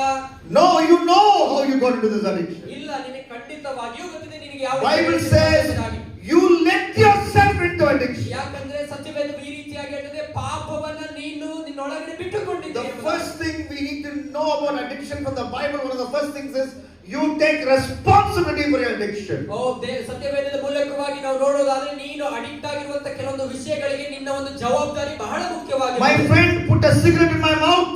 ನನ್ನ ಸ್ನೇಹಿತರು ಒಂದು ನನ್ನ ಬಾಯಲ್ಲಿ ಸಿಗರೆಟ್ ಇಟ್ಟ. My seniors put cigarette in my mouth during ragging time. Raging ಮಾಡ್ತಾ ನನ್ನ ಸೀನಿಯರ್ ಯಾರೋ ಒಂದು ನನ್ನ ಬಾಯಲ್ಲಿ ಸಿಗರೆಟ್ ಇಟ್ರು. Senior went inside your body and asked you to suck the smoke. Senior ನಿನ್ನ ಬಾಡಿ ಒಳಗಡೆ ಹೋಗ್ಬಿಟ್ಟು ನಿನ್ನ ಸಿಗರೆಟ್ ಅನ್ನು ಸೇದೋಂತ ಮಾಡಿದ್ರ? You know, we should stop blaming others for our addiction. ನಿಮಗೆ ಗೊತ್ತಾ, ನಮ್ಮ ಅಡಿಕ್ಷನ್ ಗಳಿಗೆ ಬೇರೆಯವರನ್ನ ನಾವು ತೆಗೊಳ್ಳೋದನ್ನ ನಾವು ಬಿಡಬೇಕು. I went to that hostel room only to study. ನಾನು ಹಾಸ್ಟೆಲ್ ರೂಮಿಗೆ ಬರೀ ಓದೋದಕ್ಕೋಸ್ಕರ ಹೋಗಿದ್ದೆ. But he has got 17-inch laptop. ಆದ್ರೆ ಅಲ್ಲಿ 17-inch ಲ್ಯಾಪ್ಟಾಪ್ ಇತ್ತು. And he is turning the laptop towards my side and showing all pornography. ಅವನು ಆ laptop ಅನ್ನು ನನ್ನ ಕಡೆ ತಿರುಗಿಸಿ ಕೆಲವೊಂದು ವಿಷಯಗಳನ್ನ ಪೋರ್ನೋಗ್ರಫಿನ ತೋರಿಸೋದಕ್ಕೆ ಶುರು ಮಾಡ. Where did your legs go? ನಿನ್ನ ಕಾಲು ಎಲ್ಲೋಯ್ತು? Could you not get up and go outside the room? ಎದ್ದು ನಿಂತು ಓಡೋದಕ್ಕೆ ಆಗೋದಿಲ್ವಾ ಆ ರೂಮಿಂದ? You know, we can always look for excuses to blame our friends for our addiction, but God's word says, admit that you let yourself into addiction. ನೀವು ಕೆಲವೊಂದು ಬಾರಿ ಅನೇಕ ಬಾರಿ ನಮ್ಮ ಒಂದು ಅಡಿಕ್ಷನ್ ಗಳಿಗೆ ನಮ್ಮ ಇನ್ನೊಂದು ಎಕ್ಸ್ಕ್ಯೂಸಸ್ ಬೇರೆಯವರನ್ನ ನಾವು ಅವಲಂಬಿಸಿ ಅವರ ಬಗ್ಗೆ ದೂರನ್ನ ಹೇಳೋದಕ್ಕೆ ಇಷ್ಟಪಡ್ತೇವೆ. ಆದ್ರೆ ಸತ್ಯವೇದ ಈ ರೀತಿಯಾಗಿ ಹೇಳ್ತದೆ, ನಮ್ಮ ಅಡಿಕ್ಷನ್ ಗಳಿಗೆ ನಾವು ಜವಾಬ್ದಾರಿಯನ್ನ ತೆಗೆದುಕೊಳ್ಬೇಕು ಎಂಬುದಾಗಿ. What is an addiction? Addiction ಅಂದ್ರೆ ಏನು? A Bible teacher who wrote for the NKJV Women's Study Bible gave a beautiful definition. NKJV ಎಂಬುವಂತ ಇಂಗ್ಲಿಷ್ ಬೈಬಲ್, ಒಂದು ಮಹಿಳೆಯರಿಗೆ ಬರೆದಂತ ಈ ಬೈಬಲ್ ನಲ್ಲಿ ಉತ್ತಮವಾದಂತ ಒಂದು ಡೆಫಿನೇಷನ್ ಈ ರೀತಿಯಾಗಿ ಕೊಡ್ತದೆ. Addiction is not simply a bad habit. Addiction ಅನ್ನುವಂಥದ್ದು ಒಂದು ಸಾಧಾರಣವಾದಂತ ಒಂದು ಅಡಿಕ್ಷನ್ ಅಲ್ಲ, ಒಂದು ಕೆಟ್ಟ ವಿಷಯವಲ್ಲ. It is a felt need for an external substance. ನನ್ನ ಒಳಗಿಂದ ಏನೋ ಎಕ್ಸ್ಟ್ರಾ ಬೇಕೆಂಬುದಾಗಿ ಆಸೆ ಪಡುವಂಥದ್ದು. Extra substance like alcohol, drugs or even food. ನನಗೆ ಏನೋ ಅತಿ ಹೆಚ್ಚಾಗಿ ಬೇಕಾಗಿದೆ ಎಂಬುದಾಗಿ ಅದು ಕುಡಿಯುತ್ತಾನ ಊಟ ಮಾಡೋದು ಅಥವಾ ಯಾವುದೋ ಒಂದು ಬೇಡವಾದಂತ ಕ್ರಿಯೆಗಳು. It's a felt need for activity. ನನ್ನ ಒಳಗಿರುವಂತದ್ದು ಅದು ಪ್ರೇರೇಪಿಸಿತು ಆ ರೀತಿಯಾಗಿ ಮಾಡೋದಕ್ಕಾಗಿ. Work, people are addicted to work. ಕೆಲವೊಂದು ಜನರು ಕೆಲಸ ಮಾಡೋದಕ್ಕೋಸ್ಕರ ಅಡಿಕ್ಟ್. Or shopping. ಶಾಪಿಂಗ್ ಮಾಡೋದಕ್ಕೋಸ್ಕರ ಅಡಿಕ್ಟ್ ಆಗಿದ್ದಾರೆ. You know, it's supposed to be a joke, but sometimes it's true. You know, the number one problem for many women is, the number one issue is, I have nothing to wear today. ಇದು ತಮಾಷೆ ಆಗಿರಬಹುದು, ಆದ್ರೆ ಇದು ಬಹಳ ದೊಡ್ಡ ವಿಷಯ ಗಮನಿಸಬೇಕಾಗಿರುವಂತದ್ದು. ಅನೇಕ ಮಹಿಳೆಯರಲ್ಲಿ ಇರುವಂತದ್ದು, ನನಗೆ ಹಾಕಿಕೊಳ್ಳುವುದಕ್ಕೆ ಯಾವ ಬಟ್ಟೆ ಇಲ್ಲ ಅನ್ನೋ. And you open the cupboard, ನೀವು ಯಾವಾಗ ಕಬೋರ್ಡ್ ಓಪನ್ ಮಾಡ್ತೀರೋ and clothes fall on you and you get buried. ಅಲ್ಲಿರುವಂತ ಬಟ್ಟೆ ಎಲ್ಲ ನಿಮ್ಮ ಮೇಲೆ ಬಿದ್ದು ನೀವೇ ಮುಚ್ಚೋಗ್ಬಿಡ್ತೀರಾ. You go under the clothes. ನೀವು ಬಟ್ಟೆ ಕೆಳಗಡೆ ಹೋಗ್ಬಿಟ್ಟಿರ್ತೀರಾ. But what do they say? ಆದ್ರೆ ಏನ್ ಹೇಳ್ತೀರಾ ನೀವು? I have nothing to. ನನಗೆ ಹಾಕೊಳ್ಳೋದಕ್ಕೆ ಇಲ್ಲ. But you know what? It's always been my joy to take my wife for shopping. ಆದ್ರೆ ನನಗೆ ಹೇಳ್ಬೇಕಂದ್ರೆ ನನ್ನ ಹೆಂಡತಿಯನ್ನು ಶಾಪಿಂಗ್ ಕರ್ಕೊಳ್ಳೋದಕ್ಕೆ ನಾನು ಬಹಳ I love to do that. ನನಗೆ ಬಹಳ ಸಂತೋಷವಾಗ್ತದೆ. I'm not a stingy husband. ನಾನು ಜಿಪುಣವಾದಂತ ಗಂಡನಲ್ಲ. Okay, but I'm saying it's an addiction to an act, an felt need for an activity. Work, shopping, phone use. ನನ್ನ ಒಳಗಿರುವಂತದ್ದು ಪ್ರೇರೇಪಿಸಿತು ಈ ರೀತಿಯಾಗಿ ಮಾಡುವುದಕ್ಕಾಗಿ ಎಂಬುದಾಗಿ. It's a felt need for an unhealthy relationship. ಇದು ನನಗೆ ಅನ್ನಿಸ್ತು ನನ್ನೊಳಗಿರುವಂತದ್ದು ಪ್ರೇರೇಪಿಸಿತು ನನ್ನ ಬೇಡವಾಗಿರುವಂತ ಸಂಬಂಧಗಳನ್ನು. That boy you have a relationship, you know he is not faithful to you. ಆತನು ನಿನಗೆ ಯೋಗ್ಯನಲ್ಲದಿರುವಂತದ್ದು ನಿನಗೆ ಗೊತ್ತಿದ್ರೂ ಕೂಡ you know you are in the list of 5 or 6 or 7 or 8 or 9 or 10. You are not the only one in his life. ನಿನಗೆ ಗೊತ್ತು ಅವನ ಜೀವಿತದ ನಾನು ಒಬ್ಬಳೇ ಅಲ್ಲ, ಅವನ ಜೀವಿತದಲ್ಲಿ 5, 6, 7, 8, 9, 10 ಇಷ್ಟು ಜನರು ಇರುವಂತದ್ದು ನಿನಗೆ ಗೊತ್ತುಂಟು. And sometimes you think he may be even HIV positive. ನಿಮಗೆ ಗೊತ್ತುಂಟು ಆತನು ಒಂದು ವೇಳೆ HIV ಪಾಸಿಟಿವ್ ಆಗಿರಬಹುದು ಎಂಬುದಾಗಿ ಕೂಡ when he calls, ಆದ್ರೆ ಆತ ನಿನಗೆ ಕರೆ ಮಾಡುವಾಗ you somersault and pick up the call. ನೀವು ಅದನ್ನೆಲ್ಲ ಮರೆತು ಅವನ ಕರೆಯನ್ನು ಕಾಲ್ ಅನ್ನು ಸ್ವೀಕಾರ ಮಾಡಿ. Why? ಯಾಕೆ? Addiction to unhealthy relationship. ಯಾಕಂದ್ರೆ ಅದು ಒಂದು ಅಡಿಕ್ಷನ್ ಆಗಿದೆ, ಬೇಡದಿರುವಂತ ಸಂಬಂಧವನ್ನ ಬೆಳೆಸಿಕೊಳ್ಳುವುದು. When he stands before your hostel and parks the bike, ಆತನು ನಿನ್ನ ಹಾಸ್ಟೆಲ್ನ ಬಳಿಗೆ ಬಂದು ಆತನ ಬೈಕ್ ಅನ್ನು ಸ್ಟಾಪ್ ಮಾಡಿದಾಗ you don't want to go, but then you're already sitting behind him and wrapping him from behind. So ಆತನು ಬಂದ ತಕ್ಷಣವೇ ನೀವು ಕಾತುರದಿಂದ ಕಾಯ್ತಾ ಇದ್ರೆ ಯಾವಾಗ ಅವನ ಒಂದು ಹಿಂದೆ ಕೂತು ಅವನನ್ನು ಗಟ್ಟಿಯಾಗಿ ಅಪ್ಕೊಂಡು ಹೋಗ್ಬೇಕೆಂಬುದಾಗಿ. Addiction to unhealthy relationship. Addiction, ಈ ಒಂದು ಬೇಡವಾದಂತ ಸಂಬಂಧಗಳಿಗೆ ಅಡಿಕ್ಷನ್ ಆಗಿರುವಂತ. There are different phases of addiction. ಈ ಒಂದು ಅಡಿಕ್ಷನ್ ಅಲ್ಲಿ ಬೇರೆ ಬೇರೆವಾದಂತ ವಿಧಗಳಿವೆ. One story in the Bible beautifully illustrates that. ಸತ್ಯವೇದ ಒಂದು ಬಹಳ ಸ್ಪಷ್ಟವಾಗಿ ಒಂದು ಸಂಗತಿಯನ್ನು ಹೇಳ್ತದೆ. Turn with me to 2 Samuel chapter 13. ನನ್ನ ಜೊತೆಯಲ್ಲಿ 2 ಸಾಮ್ಯುಯೇಲನ 13ನೇ ಪುಸ್ತಕವನ್ನು ತಿರುಗಿಸಿಕೊಳ್ಳ್ರಿ. The first phase of addiction. ಮೊದಲನೆಯ ಹಂತ ಅಡಿಕ್ಷನ್ ಅಲ್ಲಿ ಮೊದಲನೆಯ ಹಂತ. Everybody turn to 2 Samuel 13. ಎಲ್ಲರೂ ಕೂಡ ಸತ್ಯವೇದವನ್ನ 2ನೇ ಸಾಮುವೇಲ 13ನೇ ಪತ್ರಿಕೆಯಲ್ಲಿ ತೆಗೆದುಕೊಳ್ಳಿ. These are the phases of addiction. ಇದು ಒಂದು ಹಂತವಾಗಿದೆ addiction ಆಗುವುದಕ್ಕೆ. First phase, mental preoccupation. ಇದು ಈ ರೀತಿಯಾಗಿ ಹೇಳ್ತದೆ, ಮೆಂಟಲ್ ಪ್ರೀ ಆಕ್ಯುಪೇಷನ್ ಎಂಬುದಾಗಿ, ಮಾನಸಿಕ ಸ್ಥಿತಿಗತಿಗಳನ್ನು. Addiction always happens within your head. ನಿಮ್ಮ ಅಡಿಕ್ಷನ್ ಅನ್ನುವಂಥದ್ದು ನಿಮ್ಮ ಮಾನಸಿಕ ಸ್ಥಿತಿಗಳಿಗೆ ಒಳಗಾಗ್ತದೆ. That's where it starts. ಅಲ್ಲಿಂದಲೇ ಶುರುವಾಗುವಂಥದ್ದು. That it starts in your thoughts. ನಿಮ್ಮ ಒಂದು ಇರುವಂತ ಅಂಗಗಳಿಂದ ನಿಮ್ಮ ಅಡಿಕ್ಷನ್ ಶುರುವಾಗ್ತದೆ. Look at 2 Samuel 13:1 and 2. ನಿಮ್ಮ ಸಮುವೇಲನ ಪುಸ್ತಕ 2 ಸಮುವೇಲ 13:1-2 ಅನ್ನು ನೋಡ್ರಿ. 2 Samuel 13:1 and 2. In the course of time, Amnon, the son of David, fell in love with Tamar, the beautiful sister of Absalom, son of David. ದಾವೀದನ ಮಗನಾದ ಅಬ್ಷಲೋಮನಿಗೆ ತಾಮಾರಳೆಂಬ ಬಹು ಸುಂದರಿಯಾದ ಒಬ್ಬ ತಂಗಿ ಇದ್ದಳು. So not 100% sister, same father but different mother. ಪೂರ್ಣವಾದಂತ ತಂಗಿ ಅದು ಅಕ್ಕ ಅಲ್ಲ, ತಂದೆ ಒಬ್ಬರೇ, ಅದರ ತಾಯಿಯು ಬೇರೆ ಬೇರೆ. Absalom fell in love with Tamar. Sorry, Amnon fell in love with Tamar. ಅಮೋನ್ ಎಂಬುವಂತವನು ತನ್ನ ಆಕೆಯನ್ನು ಮೋಹಿಸಿದನು, ಅಂದ್ರೆ ತನ್ನ ತಂಗಿ ಜೊತೆ ಸಂಬಂಧ. Look at verse 2. ಎರಡನೇ ವಚನವನ್ನು ನೋಡಿ. Amnon became so obsessed with his sister Tamar that he became ill. ದಾವೀದನ ಮಗನಾದ ಅಮೋನನು ಆಕೆಯನ್ನು ಮೋಹಿಸಿದನು, ಅವನು ಆಕೆಯ ಮೇಲಣ ಮೋಹದಿಂದ ಪೀಡಿತನಾಗಿ ಅಸ್ವಸ್ಥನಾದನು. And she was a virgin, and it seemed impossible for him to do anything to her. ಆಕೆಯು ಕನ್ಯೆಯಾಗಿದ್ದರಿಂದ ಆಕೆಗೆ ಏನು ಮಾಡುವುದು ಅಸಾಧ್ಯವೆಂದು ಅವನಿಗೆ ಗೊತ್ತಿತ್ತು. So this addiction starts in his mind. ಈ ಒಂದು ಅಡಿಕ್ಷನ್ ಅನ್ನುವಂಥದ್ದು ತನ್ನ ಬುದ್ಧಿಯಿಂದ ಶುರುವಾಗುವಂಥದ್ದು. This beautiful girl who is actually my sister, I want to have sex with her. ಸುಂದರವಾಗಿ ಕಾಣುತ್ತಿರುವಂತ ಈ ಒಂದು ಸಹೋದರಿ ನನ್ನ ಸಹೋದರಿ ಎಂಬುದಾಗಿ ಆತನಿಗೆ ಗೊತ್ತಿದ್ದರೂ ಕೂಡ ಆಕೆಯ ಜೊತೆಯಲ್ಲಿ ಸಂಬಂಧವನ್ನು in the mind. ಆತನ ತಲೆಯಿಂದ ಮನಸ್ಥಿತಿಯಿಂದ ಶುರುವಾಗುವಂಥದ್ದು. And then from mental preoccupation it becomes, the second stage is brutal plan execution. So ಈ ಮನಸ್ಥಿತಿಯಿಂದ ಶುರುವಾಗುವಂತ ವಿಷಯಗಳನ್ನ ನಾವು ಯಾವ ರೀತಿಯಾಗಿ ಮಾಡೋದಕ್ಕೆ ಇಷ್ಟಪಡ್ತೇವೆ ಅಂದ್ರೆ ಬಹಳ ಕಠಿಣವಾಗಿ ಮಾಡುವಂತದಕ್ಕೆ ಇಷ್ಟಪಡ್ತೇವೆ. So what is this brutal plan execution? ಈ ಒಂದು ಕಠೋರವಾದಂತ ಮನಸ್ಥಿತಿ ಅಂದ್ರೆ ಏನು? We read about that from verse 3 to verse 13. ಈ ಕಠೋರ ಎಂಬ ಮನಸ್ಥಿತಿಯನ್ನ 3ನೇ ವಚನದಿಂದ ನಾವು ಓದುವುದಕ್ಕೆ ನೋಡ್ತೇವೆ. Of 2 Samuel 13. 2 ಸಮುವೇಲ 13. A cousin brother comes there in his life. ಯಾವಾಗ ಒಂದು ಸಹೋದರನು ಬರ್ತಾನೆ ಅವಳ ಜೀವಿತದಲ್ಲಿ, his name is Jonadab. ಜೋನಡಾಬ್ ಎನ್ನುವಂತವನು, And Jonadab gives him the idea how he can have a sexual relationship with beautiful half sister Tamar for Amnon. ಯೆಹೋದಾಬನ್ ಎಂಬ ಒಬ್ಬ ಗೆಳೆಯನ ಏನ್ ಮಾಡ್ತಾನೆ ಅಂತ ಹೇಳಿದ್ರೆ, ಅಮೋನನಿಗೆ ಒಂದು ಕೆಲವೊಂದು ಐಡಿಯಾಗಳನ್ನ, ಸಲಹೆಗಳನ್ನ ಕೊಡೋದಕ್ಕೆ ಶುರು ಮಾಡ್ತಾನೆ. ನೀನು ಯಾವ ರೀತಿಯಾಗಿ ನಿನ್ನ ತಂಗಿಯ ಜೊತೆಯಲ್ಲಿ ಸಂಬಂಧವನ್ನು ಬೆಳೆಸಿಕೊಳ್ಳಬಹುದು. What is the plan? ಏನ್ ಗೊತ್ತಾ plan? Act as if you are sick. ನೀನು ಒಂದು ಯಾವ ರೀತಿಯಾಗಿ ನಾಟಕ ಮಾಡಬೇಕು, ನೀನು ಒಂದು ಅಸ್ವಸ್ಥನಾಗಿ And tell your father that you need to have Tamar come and serve you food. So ನೀನು ಆಗ ಹೇಳು ನಿಮ್ಮ ಅಪ್ಪನಿಗೆ, ನನಗೆ ತಾಮಾಳೇ ಬಂದು ನನಗೆ ಆಹಾರವನ್ನು ಕೊಡಬೇಕೆಂಬುದಾಗಿ. And when you are alone with her in the room, rape her.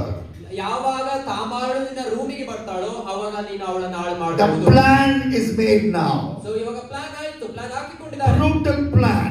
So ಕಠೋರವಾದಂತ plan. And he executed that plan. ಆ ಒಂದು ಉಪಾಯವನ್ನ ಏನು ಹಾಕೊಂಡಿದ್ರು ಅವರು ಅದನ್ನ ಮಾಡಿದ್ರು ಕೂಡ. Look at verse 11.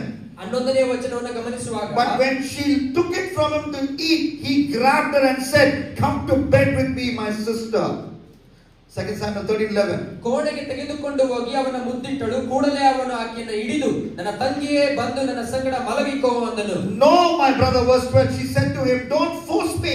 Such a wicked thing should not be done in Israel." ಆಕೆಯು, ಅಣ್ಣನೇ ಬೇಡ, ನನ್ನನ್ನು ಕೆಡಿಸಬೇಡ, ಇಸ್ರಾಯೇಲರಲ್ಲಿ ಇಂಥದ್ದು ನಡೆಯಬಾರದು. And to cut the long story short, look at verse 14. But he refused to listen to her, and since he was stronger than he raped her. 14ನೇ ವಚನವನ್ನು ನಾವು ಗಮನಿಸುವಾಗ, ಆದರೆ ಅವನು ಆಕೆಯ ಮಾತನ್ನು ಕೇಳದೆ ಬಲಾತ್ಕಾರದಿಂದ ಆಕೆಯನ್ನ ಕೆಡಿಸಿದನು ಎಂಬುದಾಗಿ. And then that brings us to the third phase, partial excitement. ಆಗ ಮೂರನೆಯ ಮನಸ್ಥಿತಿಗಳು ಶುರುವಾಗ್ತದೆ. ಅದೇನಂತ ಹೇಳಿದ್ರೆ ಪಾರ್ಷಿಯಲ್ ಎಕ್ಸೈಟ್ಮೆಂಟ್ ಎಂಬುದಾಗಿ. Mental preoccupation, ಮನಸ್ಥಿತಿಯನ್ನ ಅದು ಹದಗೆಡಿಸುವಂತದ್ದು, brutal plan execution, ಕಠೋರವಾಗಿ ಉಪಾಯವನ್ನು ಮಾಡುವಂತದ್ದು, partial excitement. ಪಾರ್ಷಿಯಲ್ ಎಕ್ಸೈಟ್ಮೆಂಟ್ ಎಂಬುದಾಗಿ ಹೇಳ್ತೇವೆ. He had a sexual relationship with her. Maybe he felt high for 4 or 5 seconds. So 5 ಮತ್ತು 10 ಸೆಕೆಂಡಿನ ಒಂದು ಸುಖಕ್ಕೋಸ್ಕರವಾಗಿ ಈ ಒಂದು ಪಾಪವನ್ನು ಆತನ But ಮಾಡಿಬಿಡ್ತಾರೆ. it's only partial excitement. ಯಾಕಂತ ಹೇಳಿದ್ರೆ ಇದು ಪಾರ್ಷಿಯಲ್ ಎಕ್ಸೈಟ್ಮೆಂಟ್ ಆಗಿರೋದ್ರಿಂದ. Because this guy is a sexual psycho. ಯಾಕಂದ್ರೆ ಈತನು ಒಂದು ಲೈಂಗಿಕವಾದಂತ ಒಂದು ಮನೋವ್ಯಥಸ್ಥಿತಿಯಿಂದ ಬಳಲ್ತಾ ಇದ್ದ. Tomorrow I will talk more about sex and sexual purity. What the Bible teaches on sex, what the Bible teaches on sexual sin. I'm not going too deep into it, but he was a psycho. This man was a sexual psycho. ಲೈಂಗಿಕತೆ ಎನ್ನುವಂತದ್ರ ಬಗ್ಗೆ ನಾಳೆ ನಾನು ಮಾತಾಡ್ಲಿಕ್ಕಿದ್ದೇನೆ. ಪರಿಶುದ್ಧತೆ, ಲೈಂಗಿಕತೆ ಅಂದರೆ ಏನು, ಪಾಪದ ಲೈಂಗಿಕತೆ ಎಂಬುದಾಗಿ ಏನು ಎಂಬುದಾಗಿ ನಾಳೆ ಮಾತಾಡ್ತಾ ಇದ್ದೇನೆ. ಆದ್ರೆ ಇಲ್ಲಿ ನೋಡ್ಬೇಕಾದ್ರೆ ಈತನು ಒಂದು ಸೈಕೋ ಆಗಿದ್ದ, ಅಡಿಕ್ಟ್ ಆಗಿದ್ದ. And in verse 15 the Bible says that Amnon hated her. 2 Samuel 13 verse 15. Amnon hated her with intense hatred. 15ನೇ ವಚನಕ್ಕೆ ಬಂದ ಕೂಡ ಈ ರೀತಿಯಾಗಿ ಹೇಳ್ತದೆ, ಇದಾದ ಮೇಲೆ ಅವನಿಗೆ ಆಕೆಯಲ್ಲಿ ತುಂಬಾ ದ್ವೇಷ ಹುಟ್ಟಿತು, ಅವನ ಮುಂಚಿನ ಪ್ರೀತಿಗಿಂತ ದ್ವೇಷವೇ ಹೆಚ್ಚಾಯಿತು ಎಂಬುದಾಗಿ. In his mind he was told by the devil or by somebody that if he had sex with this girl, it will be the experience of his life. ಆತನ ತಲೆಯಲ್ಲಿ ಈ ಒಂದು ಸೈತಾನನ ಕ್ರಿಯೆಗಳು, ಆತನ ತನ್ನ ಒಳಗಿರುವಂತ ಇಚ್ಛೆಗಳು, ಒಂದು ಮನಸ್ಥಿತಿ ಈ ರೀತಿಯಾಗಿ ಹೇಳ್ತಾ ಇತ್ತು, ನೀನು ಒಂದು ವೇಳೆ ಈಕೆಯ ಜೊತೆಯಲ್ಲಿ ಸಂಬಂಧವನ್ನ ಬೆಳೆಸಿಕೊಂಡ್ರೆ ಅದು ಈ ಲೋಕದಲ್ಲಿರುವಂತ ಎಲ್ಲಾ ಸುಖಗಳಿಗಿಂತ ಮೇಲಾದ. And when he had that experience, ಆತನು ಆ ಎಲ್ಲ ಮನಸ್ಥಿತಿಯನ್ನು ಕೇಳಿ ಆ ಎಕ್ಸ್ಪೀರಿಯನ್ಸ್ ಕೂಡ ಮಾಡಿದ. it was as if the big balloon of excitement burst. ಆ ಒಂದು ಎಲ್ಲ ಒಂದು ಪ್ಲಾನ್ ಏನೇನು ಮಾಡ್ಕೊಂಡು ಎಕ್ಸೈಟ್ಮೆಂಟ್ ಏನಿತ್ತು ಅದೊಂದು ಬಲೂನಿನ ರೀತಿಯಲ್ಲಿ ಆ ಒಂದು ಕ್ಷಣದಲ್ಲಿ ಅದನ್ನೆಲ್ಲ ಮುಗಿಸಿದ ತಕ್ಷಣ ಬಲೂನ್ ರೀತಿಯಲ್ಲಿ ಅದು ಬುಷ್ ಎಂಬ ರೀತಿಯಲ್ಲಿ ಹೋಯಿತು. That is why a man of God said, ಅದಕ್ಕೋಸ್ಕರವಾಗಿ ಈ ರೀತಿಯಾಗಿ ದೇವರು ಹೇಳುವಂತದ್ದು. very simple statement, but it will speak to you. So ಇದು ಒಂದು ಬಹಳ ಸಾಧಾರಣವಾದಂತ ವಿಷಯ, ಆದ್ರೆ ಬಹಳ ನಿಮ್ಮ ಹೃದಯದಲ್ಲಿ ಮಾತಾಡ್ತದೆ. You will never find in sin what you entered sin to find. ನಿಮ್ಮ ಹೃದಯದಲ್ಲಿ ನೀವು ಆಸೆ ಪಡದೆ ಯಾವ ಪಾಪವು ಬರಲಿಕ್ಕೆ ಸಾಧ್ಯವಿಲ್ಲ ಎಂಬುವಂಥದ್ದು. You will never find in sin what you entered sin to find. ನಿಮ್ಮ ಹೃದಯದಲ್ಲಿ ನೀವು ಆಸೆ ಪಡದೆ ನಿಮ್ಮ ಹೃದಯದಲ್ಲಿ ಯಾವ ಪಾಪವು ಬರೋದಕ್ಕೆ ಸಾಧ್ಯವಿಲ್ಲ. Meaning sin will promise you, excite you, come, I will give you this, I will give you that. So much of promise. ಯಾಕಂದ್ರೆ ಪಾಪವೆನ್ನುವಂಥದ್ದು ನಿಮ್ಮನ್ನ ಬಹಳ ಎಕ್ಸೈಟ್ಮೆಂಟ್ ಇಂದ ಕರೀತದೆ, ಬಾ ಬಾ ಬಾ ನಾನು ನಿನಗೆ ಬೇಕಾದಂತ ಒಂದು ಆಸೆಗಳನ್ನ ತೀರಿಸ್ತೇನೆ ಎಂಬುದಾಗಿ. But once you experience sin, ಯಾವಾಗ ನೀನು ಅದರೊಳಗೆ ನೀನು ಹೋಗ್ತೀಯೋ, that pleasure pressure lasts only for a few seconds. ಆ ಒಂದು ಸ್ಥಿತಿಗತಿಗಳು ಬರೀ ಕೇವಲ ಕ್ಷಣಿಕ ಮಾತ್ರ. And it is as if some shot put ball, metal ball is put in your heart. So ಅದಾದ ಮೇಲೆ ಒಂದು ಕಬ್ಬಿಣದ ಒಂದು ಮೆಟಲ್ ಇರುವಂತ ಒಂದು ಬಾಲ್, ಕಬ್ಬಿಣದ ಬಾಲ್ ನಿಮ್ಮ ಹೃದಯದಲ್ಲಿ ಇಟ್ಟಂತ ರೀತಿ. And you feel heavy. ಅದು ನಿಮ್ಮನ್ನ ಬಹಳ ಭಾರವಾಗಿ ಕುಗ್ಗಿಸುತ್ತದೆ. You feel disgusted. ನಿಮಗೆ ನಿಮ್ಮ ಮೇಲೆ ಅಸಹ್ಯ ಹುಟ್ಟಿಸುತ್ತದೆ. You feel angry. ನಿಮ್ಮ ಮೇಲೆ ನಿಮಗೆ ಕೋಪ ಹುಟ್ಟಿಸುತ್ತದೆ. You tell, as Amnon says to Tamar, get up and get lost. ಆ ಕೋಪವು ಈ ಅಮ್ನೋನನ ಜೀವಿತದಲ್ಲಿ ಆ ರೀತಿಯಲ್ಲಿ ತನ್ನ ತಂಗಿಗೆ ಹೇಳಿದ ಹಾಗೆ ಇಲ್ಲಿಂದ ಎದ್ದು ಹೊರಡು ಎಂಬುದಾಗಿ ದ್ವೇಷ ಮಾಡೋದಕ್ಕೆ ಶುರು ಮಾಡಿದ. Partial mental preoccupation, ಮಾನಸಿಕ ಸ್ಥಿತಿಗತಿಗಳು, brutal plan execution, ಕಠೋರವಾದಂತ ಉಪಾಯಗಳು, partial excitement, ಈ ಒಂದು ಉಪಸ್ಥಿತಿಗಳು, ಒಂದು ಎಕ್ಸೈಟ್ಮೆಂಟ್ ಇರುವಂತದ್ದು, final stage of addiction. And that's the reason why none of you here should be addicted or go in the course of addiction. ಕೊನೆಯ ಹಂತದಲ್ಲಿ ನಾವು ಬಂದಿದ್ದೇವೆ. ಆದ್ರೆ ಈ ಕೊನೆಯ ಪಾಯಿಂಟ್ ಏನಂತ ಹೇಳಿದ್ರೆ, ಇದು ಹೇಳುವಾಗ ನೀವು ಒಂದು ವಿಷಯಗಳಿಗೆ, ಅಡಿಕ್ಷನ್ ಎಂಬ ವಿಷಯಗಳಿಗೆ ನೀವು ಹೋಗದೇ ಇರುವುದನ್ನ ಪ್ರೊಟೆಕ್ಟ್ ಮಾಡ್ತದೆ. Fatal destruction. Last one, fatal destruction. Fatal destruction, ಈ ಒಂದು ಶಿಶುವಿನ ಹತ್ಯೆಯನ್ನು ಮಾಡುವಂತದ್ದು. Look at verse 23. 23ನೇ ವಚನವನ್ನು ನೋಡ್ರಿ. 2 Samuel 13 and verse 23. 13ನೇ ಅಧ್ಯಾಯ 23ನೇ ವಚನ. Bible says 2 years later. 2 ವರ್ಷಗಳಾದ ನಂತರ. 2 years nothing happened. 2 ವರ್ಷ ತನಕ ಏನೂ ಆಗಿಲ್ಲ. Life is so normal and life is so sweet. ಜೀವನ ಬಹಳ ಸುಂದರವಾಗಿತ್ತು, ಜೀವನ ಬಹಳ ಸುಗಮವಾಗಿ ನಡೀತಾ ಇತ್ತು. And I don't know whether he did this. I'm sure because he did this to this girl, he may have done it with so many other girls also. I don't know. ನನಗೆ ಗೊತ್ತಿಲ್ಲ, ಇವನು ಒಂದು ವೇಳೆ ತನ್ನ ತಂಗಿಯ ಜೊತೆಯಲ್ಲಿ ಈ ರೀತಿಯಾಗಿ ವರ್ತಿಸಿರುವುದಾದ್ರೆ ಅನೇಕ ಒಂದು ಹುಡುಗಿಯರ ಜೊತೆಯಲ್ಲಿ ಕೂಡ ಈ ರೀತಿಯಾಗಿ ವರ್ತಿಸಿರಬಹುದು. Sexual psycho Amnon. ಯಾಕಂದ್ರೆ ಆತನಿಗೆ ಇದ್ದಂತ ಮನಸ್ಥಿತಿ 2 years no problem. 2 ವರ್ಷ ತನಕ ಏನು ತೊಂದರೆ ಇರಲಿಲ್ಲ. He wanted new girl each time perhaps. ಅವನಿಗೆ ಬೇಕಾದಾಗ ಹೊಸ ಹುಡುಗಿಯರ ಜೊತೆಯಲ್ಲಿ. Then one day 2 years later. ಆದ್ರೆ ಒಂದು ದಿನ 2 ವರ್ಷಗಳಾದ ಮೇಲೆ verses 28 and verses 29. 28 ಮತ್ತು 29ನೇ ವಚನ ನೋಡುವಾಗ the Bible says, ಸತ್ಯವೇದವು ಈ ರೀತಿಯಾಗಿ ಹೇಳ್ತದೆ, Amnon ordered his men, listen, when Amnon is in high spirits, ಅಮ್ನೋನ ಅನ್ನುವಂತವನು ಬಹಳ ಒಂದು ಉತ್ಸುಕವಾದಂತ ಒಂದು from drinking wine, underline that, high spirits from drinking wine. ಆತನು ಒಂದು ದ್ರಾಕ್ಷಾರಸ ಕುಡಿದು ಮತ್ತನಾಗಿದ್ದನು. ಇದನ್ನ ಅಂಡರ್ಲೈನ್ ಮಾಡ್ಕೊಳ್ರಿ ನಿಮ್ಮ. Everybody write this down. ಎಲ್ಲರೂ ಕೂಡ ಬರೆದಿಟ್ಟುಕೊಳ್ಳ್ರಿ ಇದನ್ನ. Addiction always is married person. Addiction ಅನ್ನುವಂಥದ್ದು ನಿಮ್ಮ ಜೊತೆಯಲ್ಲಿ ಒಂದು ವೈವಾಹಿಕ ಜೀವಿತವನ್ನ ನಡೆಸುವ ರೀತಿಯಲ್ಲಿ. Write it down. Addiction is never bachelor. Addiction ಅನ್ನುವಂಥದ್ದು ಯಾವತ್ತೂ ಕೂಡ ಬ್ಯಾಚಲರ್ ಅಲ್ಲ. Addiction never is a spinster. Addiction ಅನ್ನುವಂಥದ್ದು ಯಾವುದೇ ಒಂದು ಸಿಂಗಲ್ ಆಗಿರುವಂತ ಒಬ್ಬಟ್ಟಿ ಆಗಿರುವಂತದ್ದಲ್ಲ. You go with one sinful addiction, ನೀವು ಒಂದು ಸಣ್ಣ ವಿಷಯವಾದ ಅಡಿಕ್ಷನ್ ಅಲ್ಲಿ ಹೋಗ್ತಿರೋದಾದ್ರೆ and one will become two. ಒಂದರ ಜೊತೆಲಿ ಇನ್ನೊಂದು ಆಡ್ ಆಗ್ತದೆ. Always coming in pair or 4 or 8, 16 or 64. ಒಂದಿದ್ದು 2 ಆಗ್ತದೆ, 2 4 ಆಗ್ತದೆ, 4 16 ಆಗ್ತದೆ, 16 64 ಆಗ್ತದೆ. Sexual psycho addicted to sexual sin, now drinking alcohol, another addiction. ಮೊದಲಿದ್ದಂತ ಆತನ ಅಡಿಕ್ಷನ್ ಏನಿತ್ತು, ಸೆಕ್ಸುವಲಿ ಸೈಕೋ ಆಗಿದ್ದ. ಈಗ ಎರಡನೇ ಆತನ ಅಡಿಕ್ಷನ್ ನೋಡ್ತಾ ಇದ್ವಿ, ಆತನ ಆಲ್ಕೋಹಾಲ್ ಅಂದ್ರೆ ಕುಡಿದು ಮತ್ತನಾಗುವಂತ ಮನಸ್ಥಿತಿ. That's why don't even go near addiction. ಅದಕ್ಕೋಸ್ಕರನೇ ಯಾವತ್ತೂ ಕೂಡ ಅಡಿಕ್ಷನ್ ಜೊತೆಯಲ್ಲಿ ಹೋಗೋದಕ್ಕೂ ಪ್ರಯತ್ನ ಪಡಬೇಡ್ರಿ. That's why stay away from addiction. ಯಾವತ್ತೂ ಕೂಡ ಅಡಿಕ್ಷನ್ ಇಂದ ಬಹಳ ದೂರವಾಗಿ ನಿಂತುಕೊಳ್ಳೋದು. Don't say this addiction okay chalega. ನೀವು ಯಾವತ್ತೂ ಹೇಳ್ಬೇಡ್ರಿ, ಈ ಅಡಿಕ್ಷನ್ ನಡೀತದೆ, ನಡೆಸ್ಕೊಂಡು ಹೋಗೋಣ. Totally free from addiction. That should be your Christ given goal. Complete ಆಗಿ ಆ ಒಂದು ಅಡಿಕ್ಷನ್ ಇಂದ ಬಹಳ ದೂರ ಇರುವಂತದ್ದೇ ನಿಮ್ಮನ್ನ ದೇವರ ಬಳಿಗೆ ಕರೆದುಕೊಂಡು ಹೋಗುವಂತದ್ದು. ಬಹಳ ದೂರವಾಗಿರ್ರಿ. When he was high on alcohol, ಆತನು ಯಾವಾಗ ಕುಡಿದು ಮತ್ತನಾಗಿದ್ದನು, the Bible says ದೇವರ ವಾಕ್ಯ ಈ ರೀತಿಯಾಗಿ ಹೇಳ್ತದೆ, Absalom's men or servants killed him. ಅಬ್ಸಲೋಮನ ಜನರು ಅಥವಾ ಅವನ ಒಂದು ಆಳುಗಳು ಬಂದು ಅವನನ್ನ ಕೊಂದರು ಎಂಬುದಾಗಿ. He went into destruction. ಅಮ್ನೋನು ಬಹಳವಾದಂತ ಒಂದು ವಿಭಿನ್ನವಾದಂತ ಮನಸ್ಥಿತಿಯಲ್ಲಿ ಹೋಗುವಂತ ವಿಷಯ. If he was a New Testament believer, ಒಂದು ವೇಳೆ ಆತನು ಹೊಸ ಒಡಂಬಡಿಕೆಯ ಬಿಲಿವರ ವಿಶ್ವಾಸಿ ಆಗಿದ್ರೆ, he rejected Jesus, went into the path of addiction, and he suddenly dies. He goes to hell and burns them forever and forever. That's the fatal destruction. ಒಂದು ವೇಳೆ ಆತನು ಹೊಸ ಒಡಂಬಡಿಕೆಯ ಮನುಷ್ಯನಾಗಿದ್ರೆ, ಯೇಸು ಸ್ವಾಮಿಯನ್ನ ನಿರಂತರಿಸಿ ಆತನು ಮಾಡಿದಂತ ಎಲ್ಲಾ ಪಾಪಗಳಿಗೆ ಆತನು ಪ್ರಾರ್ಥಿಸ ಪಡದೆ ಆತನು ಸತ್ತಾದ ಮೇಲೆ ಆತನು ನರಕಕ್ಕೆ ಹೋಗುವಂತ ಒಬ್ಬ ಮನುಷ್ಯನಾಗಿ ಮಾರ್ಪಡ್ತಿದ್ದ. That is not what God wants for you. ನಿಮಗೆ ದೇವರು ಇಟ್ಟಿರುವ ಇಟ್ಟಿರುವಂತ ಯೋಜನೆ ಅಂತ ಯೋಜನೆಗಳಲ್ಲ. Will you say right aloud, Amnon, not me? ಇವಾಗ ನಾವೆಲ್ಲರೂ ಹೇಳ್ಬೋದಾ, ಅಮ್ನೋನ್ ಇರ್ಬೋದು ಆದ್ರೆ ನಾನಲ್ಲ ಎಂಬುದಾಗಿ ಹೇಳ್ಬೋದಾ? Can you say that loudly? ನೀವು ಹೇಳ್ಬೋದಾ? Amnon, not me. ಅಮ್ನೋನ್ ಇರ್ಬೋದು ಆದ್ರೆ ನಾನಲ್ಲ. Amnon, not me. ಅಮ್ನೋನ್ ಇರ್ಬೋದು ಆದ್ರೆ ನಾನಲ್ಲ. Now, as I conclude this study on addiction, practical talk on addiction. ನಾನು ಇದನ್ನ ಈ ಒಂದು ಪ್ರಾಕ್ಟಿಕಲ್ ಅಡಿಕ್ಷನ್ ಅನ್ನುವಂತದನ್ನ ಸರಣಿಯನ್ನು ನಾನು ಮುಗಿಸುವಾಗ, With the clock say 2:10. ಯಾಕಂದ್ರೆ ಗಡಿಯಾರವು 2:10 ತೋರಿಸ್ತಾರೆ. I'll just mention this and we will finish. ನಾನು ಇದನ್ನ ಮುಗಿಸುವುದಕ್ಕೆ ಇಷ್ಟಪಡ್ತೇನೆ. You know, the Bible author who mentions the word yoke for the most number of time is Jeremiah.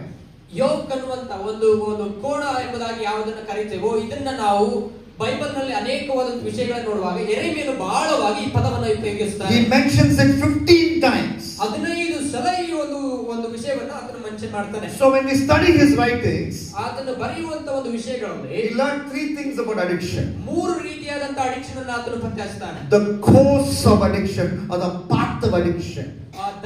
Addiction ಗೆ ದಾರಿಯನ್ನ ಯಾವುದು ಮಾಡಿಕೊಡ್ತದೆ. Lamentations also was written by Jeremiah. Lamentations, Jeremiah also wrote Lamentations. Lamentations 1:14 the Bible says. ಪ್ರಲಾಪಗಳನ್ನು ಕೂಡ ಯೆರೆಮೀಯನೇ ಬರೆದಿರುವಂತದ್ದು. ಪ್ರಲಾಪಗಳು 1:14 ನಾವು ನೋಡುವಾಗ Lamentations 1:14, my transgressions were bound into a yoke. So 1:14 ನಾವು ನೋಡುವಾಗ ಅಲ್ಲಿ ಈ ರೀತಿಯಾಗಿ ತೋರಿಸ್ತದೆ, ಆತನ ಕೈ ನನ್ನ ದ್ರೋಹಗಳನ್ನು ನೊಗದ ಕಣ್ಣಿಗಳನ್ನೋ ಎಂಬಂತೆ ನನಗೆ, my sins have been bound into a yoke. ನನ್ನ ದ್ರೋಹಗಳು ನೊಗದ ಕಣ್ಣಿಗಳನ್ನೋ ಎಂಬಂತೆ ನನ್ನನ್ನು ಬಿಗಿದುಕೊಂಡಿದೆ. So sin has a way of making you captive. ಈ ಒಂದು ಪಾಪ ಅನ್ನುವಂಥದ್ದು ನಿನ್ನನ್ನು ಒಂದು ಕ್ಯಾಪ್ಟಿವಿಟಿ, ನಿನ್ನನ್ನು ಬಂಧನಕ್ಕೆ ಒಳಗೊಳಿಸುವಂತದ್ದು. So you need to be very careful. That's why you need to be very careful. ಅದಕ್ಕೋಸ್ಕರವೇ ನೀನು ಬಹಳ ಹುಷಾರಾಗಿರಬೇಕು. That's why you should avoid innocent addiction. There is nothing called innocent addiction.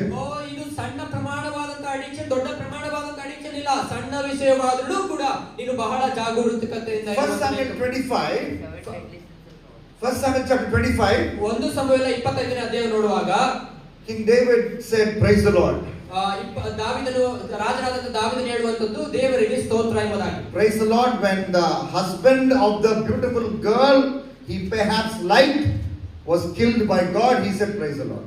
So ಇಲ್ಲಿ ಸುಂದರವಾದಂತ ಹೆಂಡತಿಯನ್ನ ಒಂದು ಆಕರ್ಷಿಸಿ ಅದರ ಒಂದು ಆತನ ಗಂಡನನ್ನ ಕೊಲೆ ಮಾಡಿದ್ರು ಕೂಡ ಈತನ ಹೇಳುವಂತ ಮಾತು ದೇವರಿಗೆ ಸ್ತೋತ್ರ. He married the widow called Abigail.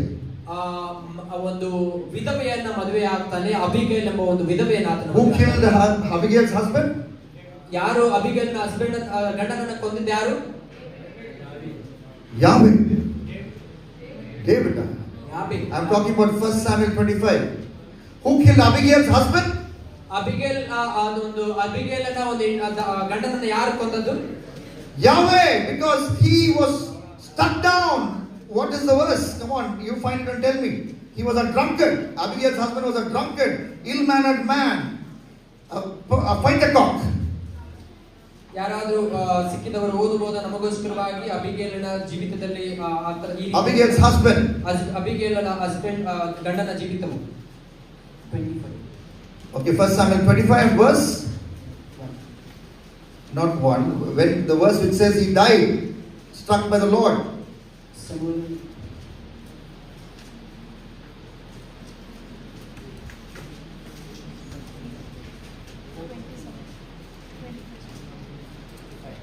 Okay, look at verse 38. 1 Samuel 35 and verse 38. Who killed Abigail's husband? ಅಬಿಗೈಲ್ ಒಂದು ಗಂಡನನ್ನ ಕೊಂದದ್ದು ಯಾರು? Who? Nabal. Who killed Nabal? ನಾಬಾಲನನ್ನು ಸಾಯಿಸಿದ ಯಾರು? The Lord. ದೇವರು. And what did David say? ದಾವೀದನು ಈ ರೀತಿಯಾಗಿ ಏನು ಹೇಳ್ತಾನೆ? Praise the Lord. ದೇವರಿಗೆ ಸ್ತೋತ್ರ. Verse 39. 39ನೇ ವಚನದಲ್ಲಿ Lord killed the beautiful girl's husband. He said, praise the Lord.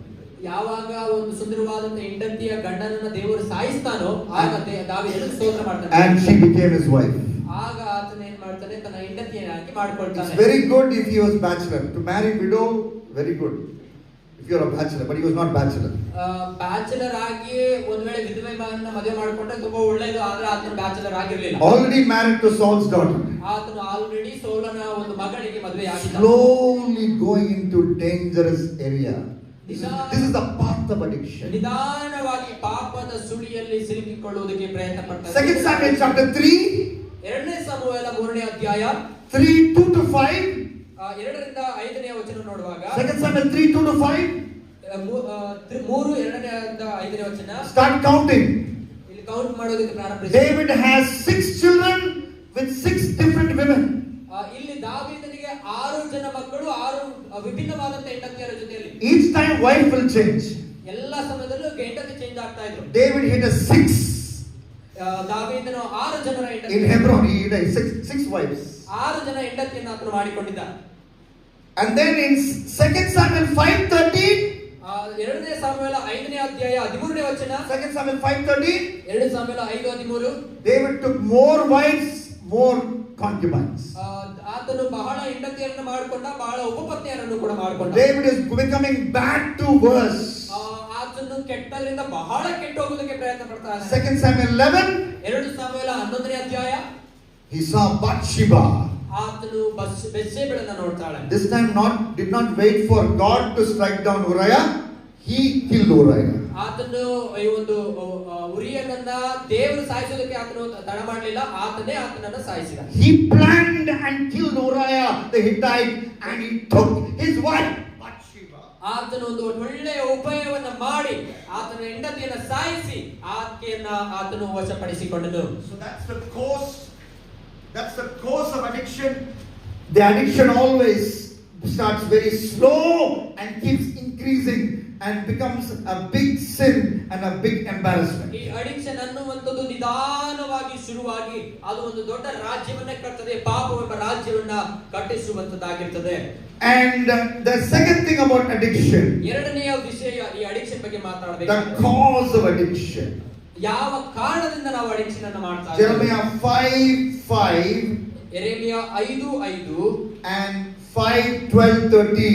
5ನೇ ಅಧ್ಯಾಯ ಮತ್ತೆ 12-13 ವಚನಗಳನ್ನು ನೋಡುವಾಗ 5:5 says they all alike had broken the yoke, they burst the bonds. So ಇಲ್ಲಿ 5ನೇ ಅಧ್ಯಾಯವನ್ನು ನೋಡು. 5ನೇ ನಾನು ದೊಡ್ಡ ಮನುಷ್ಯರ ಬಳಿಗೆ ಹೋಗಿ ಅವರ ಸಂಗಡ ಮಾತಾಡಿ, ಯೆಹೋವನ ಮಾರ್ಗವು ಅವರ ದೇವರ ನ್ಯಾಯವಿಧಿಗಳು ಅವರಿಗೆ ಗೊತ್ತು ಅಂದುಕೊಂಡೆ. Verse 5:13. 5:13ನೇ ವಚನ. The word is not in them. ಅವರಲ್ಲಿ ಒಂದು ಪ್ರಾಪಂಚಿಕವಾದಂತ ವಿಷಯಗಳು ಅವರಲ್ಲಿ. So when the word is not in you, you will go into addiction. ದೇವರ ವಚನಗಳು ನಿಮ್ಮಲ್ಲಿ ಇರದೇ ಇದ್ರೆ ನೀವು ಅಡಿಕ್ಷನ್ಗೆ ಹೋಗ್ತೀರಾ. When the word is not in you, you will go into a yoke. ದೇವರ ವಚನಗಳು ನಿಮ್ಮಲ್ಲಿ ಇಲ್ಲದೇ ಇರುವುದಾದ್ರೆ ನೀವು ಅಡಿಕ್ಷನ್ಗಳಿಗೆ ಒಳಗಾಗ್ತೀರಾ.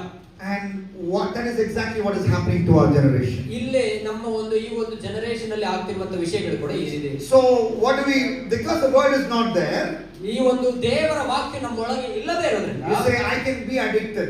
ನಾನು ಅಡಿಕ್ಟ್ ಆಗಿರಬಹುದು, because the grace of God is there. ಯಾಕಂದ್ರೆ ದೇವರ ಕೃಪೆ ನಮ್ಮ ಮೇಲೆ ಇದೆ. I can be addicted, no problem. ನಾನು ಅಡಿಕ್ಟರ್ ಆಗಬಹುದು, ಏನು ತೊಂದರೆ ಇಲ್ಲ ಅಂತ ತಿಳಿದುಕೊಳ್ತೇನೆ. But that is a wrong teaching. ಆದ್ರೆ ಅದು ಬಹಳ ಕೆಟ್ಟವಾದಂತ ಒಂದು ಟೀಚಿಂಗ್ ಆಗಿದೆ. I will tell you why it is a wrong teaching in another session.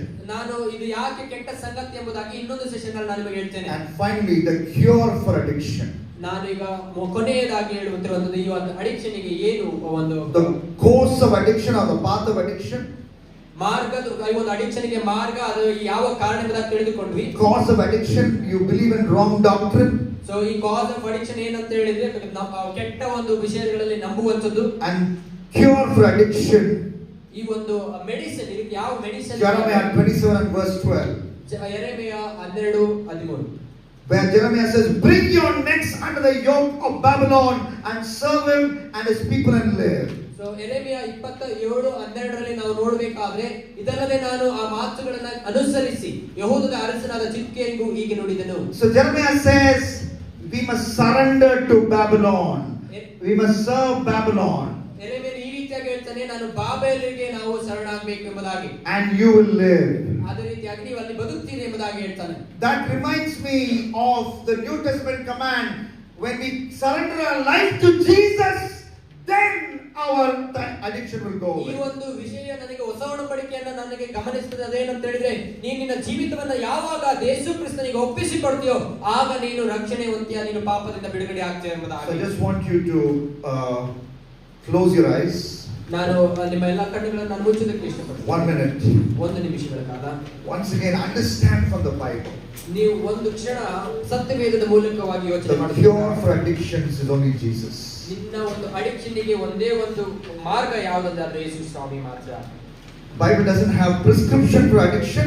ನಿನ್ನ ಒಂದು ಅಡಿಕ್ಷನ್ಗೆ ಬೇಕಾದಂತ ಪ್ರಿಸ್ಕ್ರಿಪ್ಷನ್, ಡಾಕ್ಟರ್ ಪ್ರಿಸ್ಕ್ರಿಪ್ಷನ್ ಅದಿಲ್ಲ. Addiction removal, no prescription.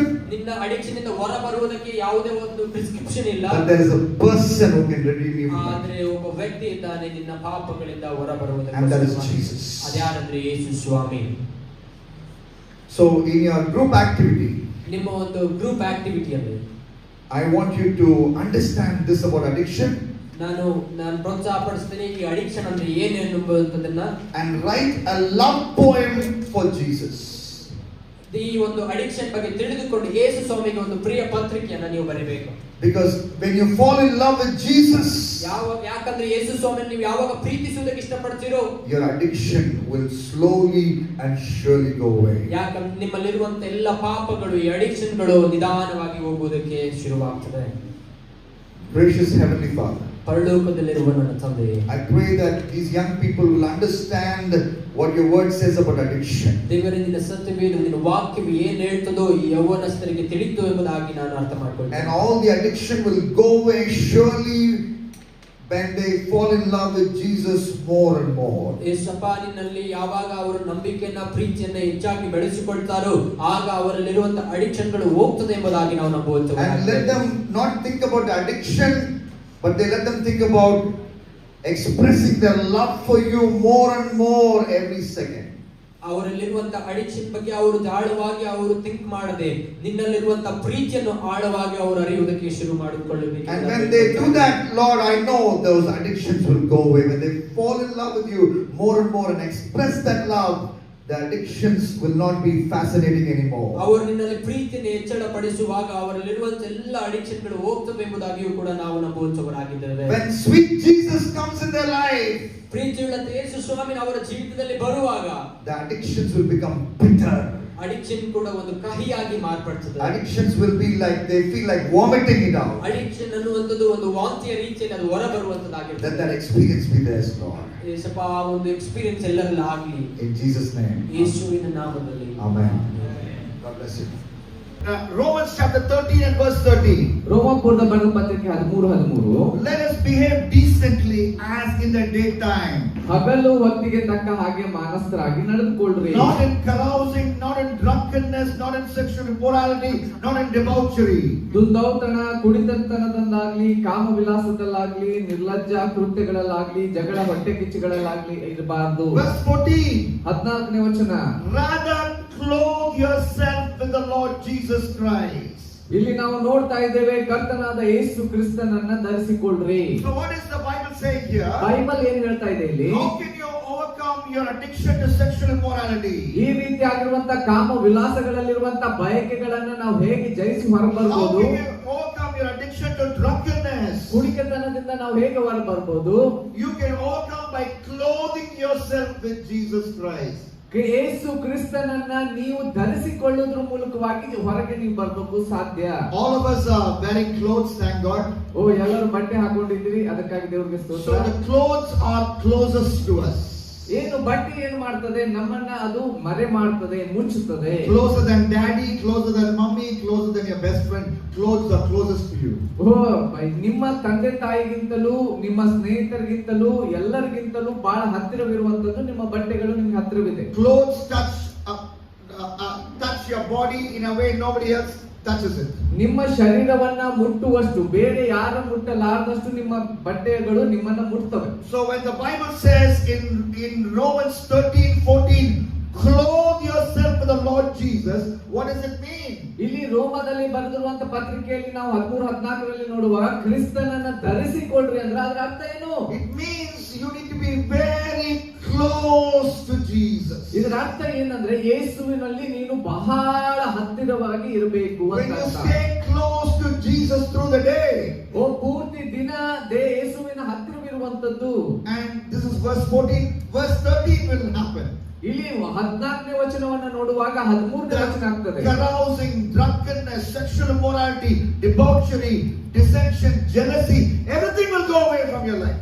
ಯಾವಾಗ ನಾವು ಆರ್ತನ ಹತ್ತಿರದಲ್ಲಿ ಇರ್ತೇವೋ ಅವಾಗ ಏನಾಗ್ತದೆ, ಇಲ್ಲಿ ಮೇಲಿನ ವಚನ ಎಲ್ಲ ಆಗ್ತದೆ. ಏನೋ ದುಂದೌತಣ, ಕುಡಿಕತನ, ಕಾಮವಿಲಾಸಗಳು, ಇವೆಲ್ಲ ಹೊಟ್ಟೆ ಕಿಚ್ಚು, ಇವೆಲ್ಲವೂ ಹೋಗ್ಬಿಡ್ತವೆ. Not just in Romans 13 this is mentioned. ಇದು ಕೇವಲ ರೋಮಪುರದ 13ನೇ ಅಧ್ಯಾಯದಲ್ಲಿ ಮಾತ್ರ ಇದನ್ನು ಬರೆಯಲ್ಪಟ್ಟಿಲ್ಲ. It is mentioned in Colossians chapter 3. ಕೊಲೊಸ್ಸೆ ಪುಸ್ತಕದಲ್ಲಿಯೂ ಸಹ ನಾವು ಇದನ್ನ ಪತ್ರಿಕೆಯಲ್ಲಿ ನೋಡ್ತೇವೆ 3ನೇ ಅಧ್ಯಾಯದಲ್ಲಿ. Colossians 3, the Bible says, ಕೊಲೊಸ್ಸೆ 3 Bible ಹೇಳ್ತದೆ, when Christ who is your life appears, verse 4. 4ನೇ ವಚನ, When Christ who is your life appears, ಆತನು ನಿಮ್ಮ ಜೊತೆ ಪ್ರಭಾವದಿಂದ ಕೂಡಿದವನಾಗಿ ಪ್ರತ್ಯಕ್ಷವಾಗುವಿರಿ. appear with him in glory. ನೀವು ಮಹಿಮೆಯೊಡನೆ ನೀವು ಪ್ರತ್ಯಕ್ಷರಾಗ್ತೀರಾ. Paul was speaking to the church at Colossae. ಕೊಲೊಸ್ಸೆದಲ್ಲಿರುವಂತಹ ಸಭೆಗೆ ಪೌಲನು ಬರಿತಾ ಇದ್ದಾನೆ. And about that church he is able to say, ಅದರ ಮೂಲಕವಾಗಿ ಸಭೆ ಹೇಳಬಹುದು. verse 4, 4ನೇ ವಚನ, Christ who is your life. ಕ್ರಿಸ್ತನು ನಿನ್ನ ಜೀವ. Can Pastor Daniel Koti and Pastor Bina look at you and say, Christ is your life? I can see that. ಓ ಇಲ್ಲಿ ಡ್ಯಾನಿಯಲ್ ಕೋಟಿ ಪಾಸ್ಟರ್ ಅವರು, ಬಿನಾ ಕೋಟಿ ಪಾಸ್ಟರ್ ಅವರು ನಿಮ್ಮನ್ನು ನೋಡಿ ಹೇಳ್ಬೋದಾ, ನಾನು ನೋಡ್ತಾ ಇದ್ದೇನೆ ಯೇಸು ನಿನ್ನ ಜೀವ ಅಂತ ಹೇಳಿ. Or will they say, your phone is your life? ಅಥವಾ ನಿನ್ನ ಫೋನ್ ನಿನ್ನ ಜೀವ ಅಂತ ಹೇಳ್ಬೋದಾ? What will they say about you? ನಿನ್ನನ್ನು ನೋಡುವಾಗ ಏನಂತ ಹೇಳ್ಬೋದು? Pastor Paul is saying this about the Colossian church. Christ is your life. I can see that. Pastor Paul ಅಲ್ಲಿರುವಂತ ಸಭೆಯ ಜನರನ್ನ ನೋಡಿ ಹೇಳ್ತಾ ಇದ್ದಾನೆ, ನನಗೆ ಕಾಣಿಸ್ತಾ ಇದೆ ಯೇಸುವೇ ನಿಮ್ಮ ಜೀವ ಅಂತ ಹೇಳ್ತಾ ಇದ್ದಾನೆ. Look at verse 5. 5ನೇ ವಚನ ನೋಡ್ರಿ. Colossians 3 and verse 5. 3:5. Put to death therefore what belongs to the earthly nature. ಆದ್ದರಿಂದ ನಿಮ್ಮಲ್ಲಿರುವಂತ ಭೂ ಸಂಬಂಧವಾದ ಭಾವಗಳನ್ನ ಸಾಯಿಸ್ರಿ. Sexual immorality, ಜಾರತ್ವ, impurity, ಓ ಬಂಡುತನ, lust, ಕಾಮಾಭಿಲಾಷೆ, evil desires, ಎಲ್ಲಾ ರೀತಿಯ ದುರಾಶೆಗಳು, greed, which is idolatry. ವಿಗ್ರಹ ಆರಾಧನೆಗೆ ಸಮವಾಗಿರುವಂತ ಲೋಪಗಳು. Because of this the wrath of God is coming. ಯಾಕಂದ್ರೆ ಇದರ ನಿಮಿತ್ತ ಎಲ್ಲ ದೇವರ ಕೋಪ ನಮ್ಮ ಮೇಲೆ ಬರ್ತದೆ. Paul is talking to believers and he's telling, put to death. ಪೌಲನು ತನ್ನ ವಿಶ್ವಾಸಿಗಳಿಗೆ ಸಭೆಗೆ ಹೇಳ್ತಾ ಇದ್ದಾನೆ, ಮರಣಕ್ಕೆ ಅದನ್ನ ಹಾಕ್ರಿ. So what does it mean? ಅದರ ಅರ್ಥ ಏನು? Murder. ಅದನ್ನ ನೀವು ಕೊಂದು ಹಾಕ್ರಿ. What does it mean? ಅದರ ಅರ್ಥ ಏನು? Attack. ಅದರ ಮೇಲೆ ಆಕ್ರಮಣ ಮಾಡ್ರಿ. What does it mean? ಅದರ ಅರ್ಥ ಏನು? Chop off. ಆ ಸಂಪೂರ್ಣವಾಗಿ ಕಡಿದು ಹಾಕ್ರಿ. What does it mean? ಅದರ ಅರ್ಥ ಏನು? Butcher it. ಅದನ್ನ ಸಂಪೂರ್ಣವಾಗಿ ಕಿತ್ತು ಹಾಕ್ರಿ. What should you butcher? ಏನದನ್ನ ನೀವು ಕಿತ್ತು ಹಾಕಿದ್ರೆ Sexual immorality, ಎಲ್ಲಾ ಕಾಮಾಭಿಲಾಷೆ, impurity, ಅಶುದ್ಧತ್ವ, lust, ಎಲ್ಲಾ ದುರಾಶೆಗಳು, evil desires, ಕೆಟ್ಟದಾಗಿರುವಂತ ವಿಚಾರಗಳು, greed, ಬಯಕೆಗಳು, idolatry. ಎಲ್ಲಾ ರೀತಿ ವಿಗ್ರಹ ಆರಾಧನೆಗಳು. So that's only one part. ಅದು ಒಂದು ಭಾಗ ಮಾತ್ರ. But then come to verse 12. 12ನೇ ವಚನ ಬರುವಾಗ, When you come to verse 12, 12ನೇ ವಚನ ಬರುವಾಗ the Bible says, ಬೈಬಲ್ ಹೇಳ್ತದೆ, verse 5 says, put to death. 5ನೇ ವಚನ ಹೇಳ್ತದೆ ಅದನ್ನ ಮರಣಕ್ಕೆ ಹಾಕಿರಿ. And verse 12 says, clothe yourself.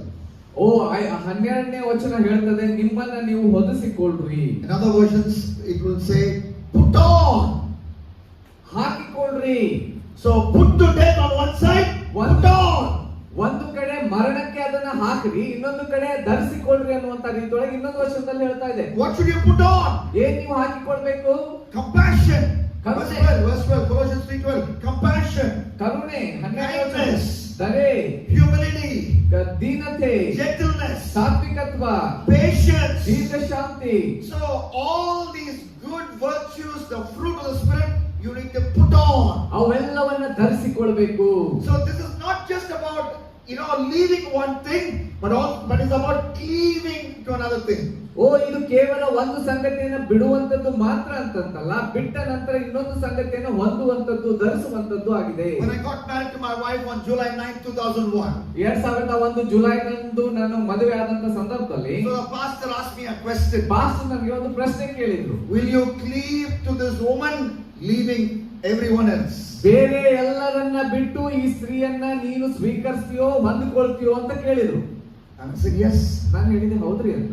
And I follow that till date. ಇಲ್ಲಿವರೆಗೂ ನಾನು After God, she is the number one person in my life. ಅದರ ನಂತರ ನನ್ನ ಜೀವನದಲ್ಲಿ ನಂಬರ್ 1 ಇರುವಂತ ವ್ಯಕ್ತಿ ಯಾರಂತಂದ್ರೆ ನನ್ನ ಹೆಂಡತಿ. I grow in my intimacy with her in every sense of that word. ಪ್ರತಿ ಆ ಒಂದು ಮಾತಿನ ನಿಮಿತ್ತ ನನ್ನ ಹೆಂಡತಿಯೊಟ್ಟಿಗಿರುವಂತಹ ಸಂಬಂಧದ ಆಳ ಇನ್ನೂ ಹೆಚ್ಚಿನಲ್ಲಿ ನಾನು ಬೆಳೀತಾ It is ಇದ್ದೇನೆ. not a one-day affair. ಇದು ಕೇವಲ ಒಂದು ದಿನದ ಅಫೇರ್ ಅಲ್ಲ. I spoke to her yesterday night.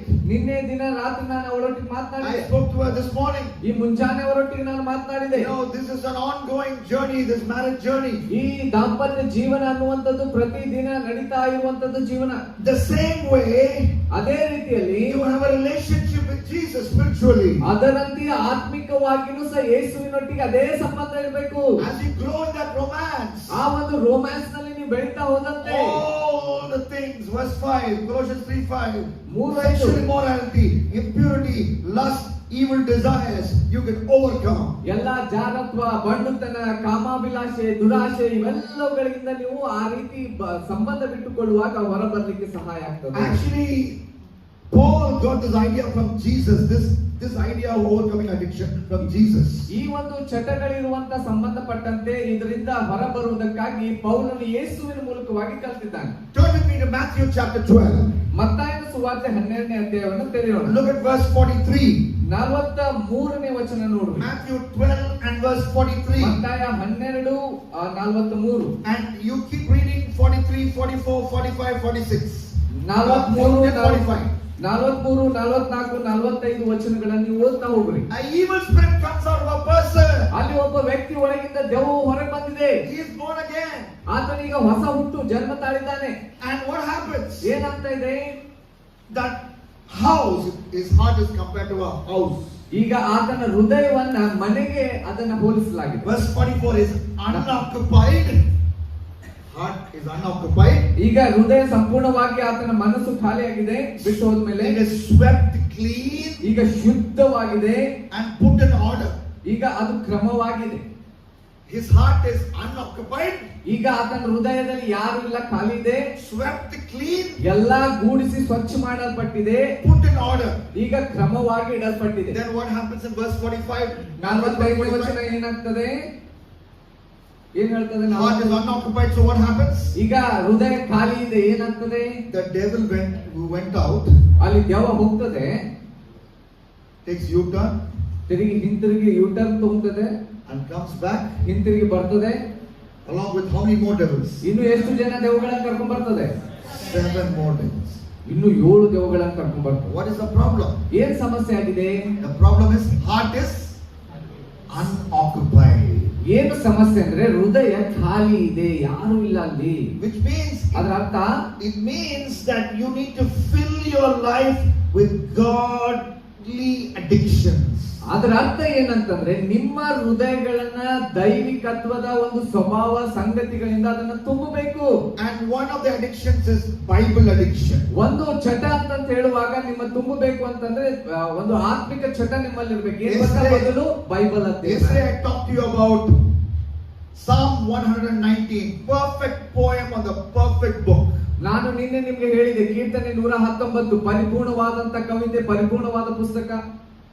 And verse 164, Psalm 119 when verse 164 says, 164ನೇ ವಚನ ಹೇಳ್ತದೆ, 119ನೇ ಅಧ್ಯಾಯ. one time a day I will rise up and praise you for your righteous laws.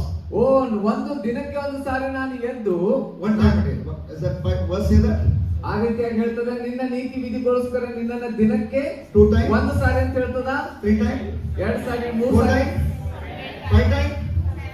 7 times. 7 ಸಾರಿ ಅಂತ ಹೇಳ್ತದೆ. It is a symbolic number. That means it is a symbol of, in a way you can even say infinity, because 7 is the number of God, 7 is the number of perfection. Numerous times during the day I will return to the word of God, study the word of God and get the message from the word of God. ಇದು ಈ ಒಂದು ಶಬ್ದ, ಈ ಒಂದು ಸಂಖ್ಯೆ ಏನ್ ತೋರಿಸ್ತದೆ ಗೊತ್ತಾ? ದೈವಿಕತ್ವವನ್ನ ತೋರಿಸ್ತದೆ. ದೈವಿಕತ್ವ ಅಂತ ಹೇಳುವಾಗ ಅದಕ್ಕೆ ಅಂತ್ಯವೇ ಇಲ್ಲದ್ದು. ಇನ್ನೊಂದು ಮಾತಿನಲ್ಲಿ ಹೇಳುವುದಾಗಿದ್ದಲ್ಲಿ 7 ಅಂತಲ್ಲ, ಪ್ರತಿ ಸಾರಿ ನಮ್ಮ ಹೃದಯವನ್ನ ಅದರಿಂದ ತುಂಬಬೇಕು. Through the day I used to watch porn, through the day I used to gossip, through the day I used to aimlessly